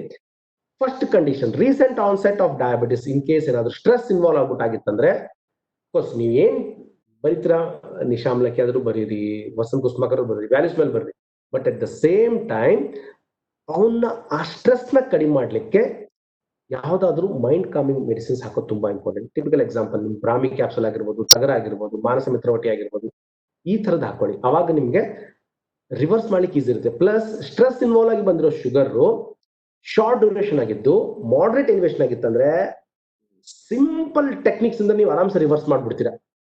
Make sure it is guaranteed. Okay, but selection of drugs very very important. Having bondage with patient ultimate. ಅವ್ನು ಕರೆಕ್ಟ್ ಆಗಿ ಬರಬೇಕು, ನೀವು ಹೇಳಿದ ಮಾತ್ರ ಕರೆಕ್ಟ್ ಆಗಿ ಫಾಲೋ ಮಾಡಬೇಕು, right? Relative increase of FBS over PPS ನಾ ಹೇಳಿದ್ನಲ್ಲ, ವಾತಾವಾಗ ಇನಿಷಿಯೇಟ್ ಜಾಸ್ತಿ ಆದಾಗ ಅವಾಗ ಏನ್ ಮಾಡೋದು, ಅವಾಗ ನಾ ಅಲ್ಲಿ ಸ್ನೇಹ ದ್ರವ್ಯ ಪ್ರಯೋಗ ಮಾಡ್ತೀನಿ. ಸುಕುಮಾರ ಘೃತ ಆಗಿರ್ಬೋದು, ಮಹಾಪೈಶಾಚಿಕ ಘೃತ ಆಗಿರ್ಬೋದು. ಮಹಾಪೈಶಾಚಿಕ ಘೃತ ಯೂಸ್ ಮಾಡ್ಲಿಕ್ಕೆ 2-3 ಇಂಡಿಕೇಶನ್ ಇದೆ. ಒಂದು ಇಂಡಿಕೇಶನ್ ಇಲ್ಲಿ, ಇನ್ನೊಂದು ಇಂಡಿಕೇಶನ್ ಈವನ್ ಮೈಂಡ್ ತುಂಬಾನೇ ಡಿಸ್ಟೆಬಿಲೈಸ್ ಆಗಿತ್ತಂದ್ರೆ ಅಲ್ಲಿ ಕೂಡ ಮಹಾಪೈಶಾಚಿಕ ಘೃತ ನಾನು ಯೂಸ್ ಮಾಡಿರ್ತೀನಿ.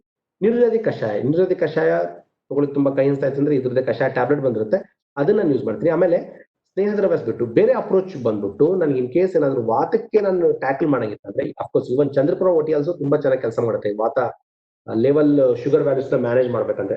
ಸೊ ಅದನ್ನ ನಾನು ನೈಟ್ ಡೋಸ್ ಅಲ್ಲಿ ಕೊಟ್ಟಿರ್ತೀನಿ. ನಿರ್ವೇದಿ ಕಷಾಯ ಕೂಡ ಅಷ್ಟೇ, ಅಥವಾ ಮೆಮೊಜಿ ಗಣವಟಿ ಆಗಿರುವ ಅಷ್ಟೇ, ಅದನ್ನ ನಾನು ನೈಟ್ ಡೋಸ್ ಇಟ್ಟಿರ್ತೀನಿ. ಸೊ ದಟ್ ಆ ಒಂದು ನಾನು ಹೇಳಿದಲ್ಲ ಸಂಪ್ರಾಪ್ತಿ ಘಟಕದ್ದು ಒಂದು ಸ್ಟೇಜ್ ನೋಡಿದಾಗ, ಈ ಒಂದು ಸಿಗ್ನಲ್ಸ್ ನೋಡಿದಾಗ, ಪಿಟ್ಟರಿಯಿಂದ ಪ್ಯಾಂಕ್ರಿಯಾಸ್ ಬರೋ ಸಿಗ್ನಲ್ಸ್ ನೋಡಿದಾಗ ಇಂಪೇರ್ಮೆಂಟ್ ಆಗಿರುತ್ತೆ ಅಂತ ಹೇಳಿದ್ನಲ್ಲ, ಆ ಇಂಪೇರ್ಮೆಂಟ್ ನ ಡಿರೇಂಜ್ಮೆಂಟ್ ಆಗಿರೋದನ್ನ ಮತ್ತೆ ಅಲೈನ್ಮೆಂಟ್ ಮಾಡ್ಲಿಕ್ಕೆ ಅಲ್ಲಿ ಅದಕ್ಕೆ ಸ್ಕೋಪ್ ಸಿಗುತ್ತೆ ರಾತ್ರಿ ಹೊತ್ತು ಆ ಪ್ರಿಸ್ಕ್ರಿಪ್ಷನ್ ಕೊಡೋದ್ರಿಂದ.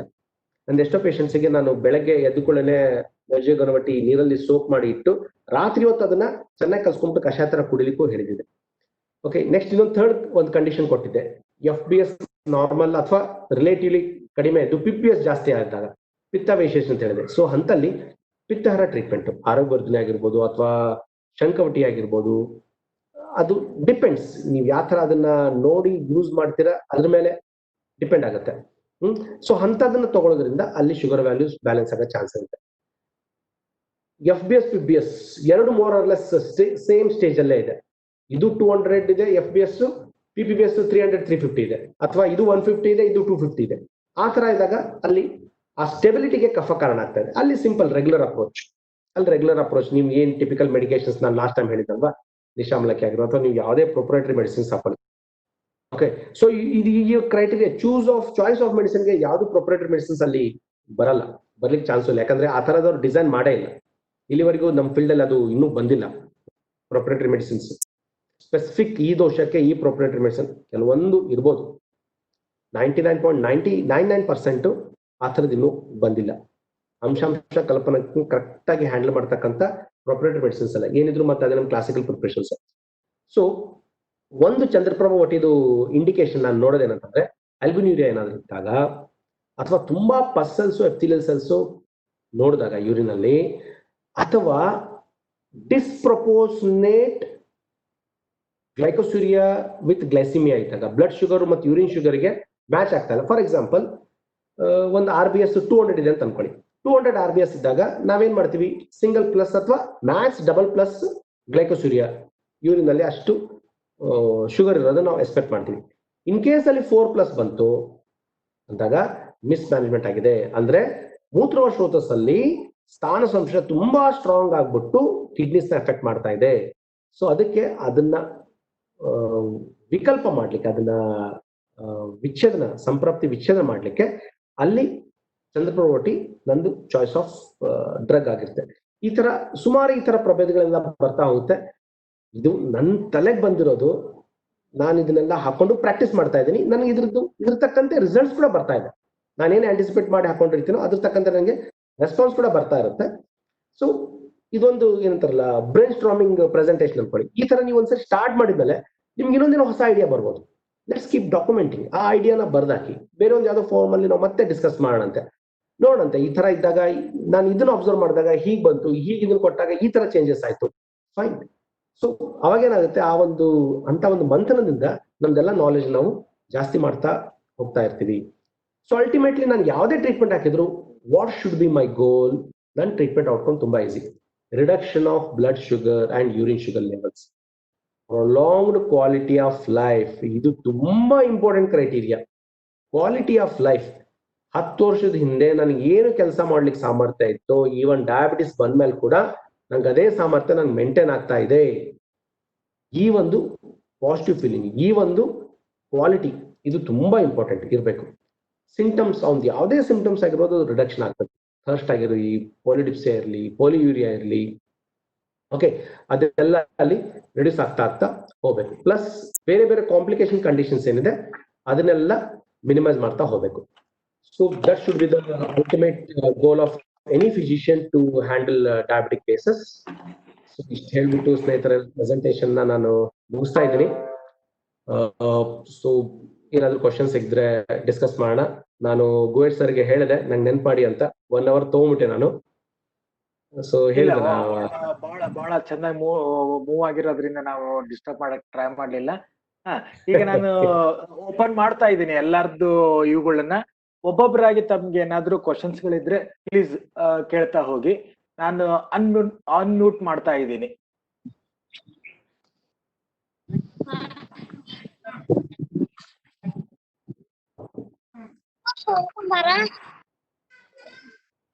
ಹಲೋ, ಯಾರ್ದಾದ್ರೂ ಕ್ವಶನ್ಸ್ ಗಳಿದ್ರೆ ಅನ್ಮ್ಯೂಟ್ ಮಾಡಿ ಹೇಳ್ತಾ ಹೋಗಿ.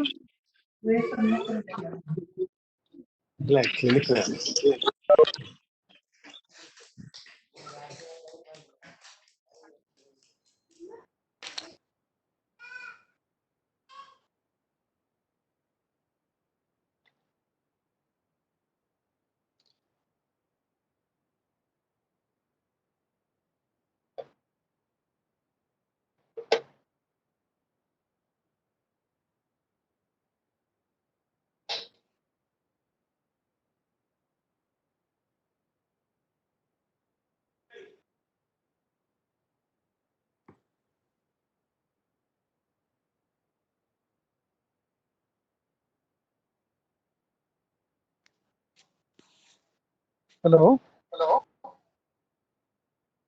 ಹೇಳಿ. ನಮಸ್ಕಾರ ಪ್ರಸನ್ನ ಅವ್ರಿಗೆ. Your presentation was really wonderful. ಬಹಳ ಪ್ರಾಕ್ಟಿಕಲ್ ಅಪ್ರೋಚ್ ಆಗಿತ್ತು. Thank you very much. My pleasure sir. ನಮ್ಮ ಜನರಲ್ ಪ್ರಾಕ್ಟೀಸಸ್ ನಲ್ಲಿ ಅಸೆಸ್ಮೆಂಟ್ ಮಾಡ್ಲಿಕ್ಕೆ, choice of medicines to the point select ಮಾಡ್ಲಿಕ್ಕೆ ಬಹಳ ಹೆಲ್ಪ್ಫುಲ್ ಆಗಿತ್ತು. Thank you very much. Thank you sir, my pleasure. ನಾನೆಲ್ಲ slides ನ ಶೇರ್ ಮಾಡ್ತೀನಿ ನಾನು ಗೋಯಡ್ ಸರ್ಗೆ, ಅವ್ರು ಸರ್ಕ್ಯುಲೇಟ್ ಮಾಡ್ತೀನಿ sir. S S.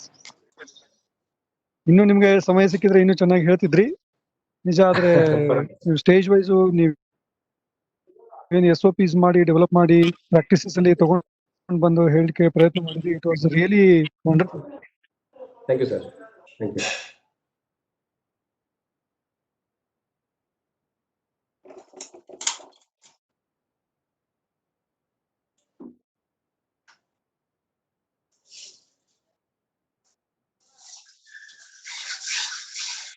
Okay sir, ಅಂದ್ರೆ ಕ್ವಶನ್ಸ್ ಏನಿಲ್ಲ ಅಂದ್ರೆ ನಾನು ಎಕ್ಸಿಟ್ ಆಗ್ಲಾ?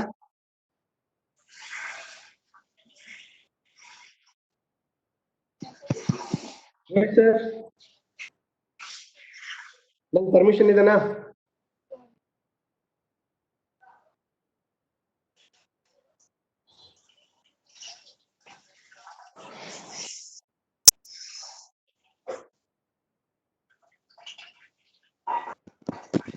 ಹಲೋ, ಗೋಯಡ್ ಸರ್ ಕೇಳಿಸ್ತಾ ಇಲ್ಲ? ಹಾ, ಎಸ್ ಹೇಳಿ.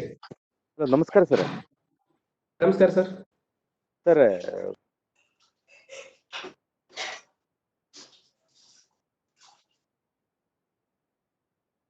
ಸರ್ ಕೇಳಿಸ್ತಾ ಇಲ್ಲ, ಹೇಳ್ತೀನಿ.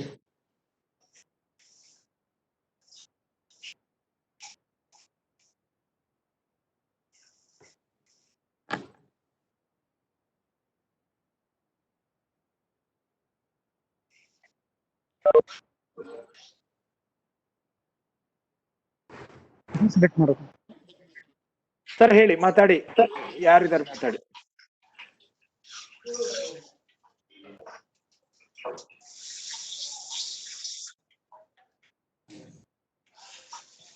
ಸರ್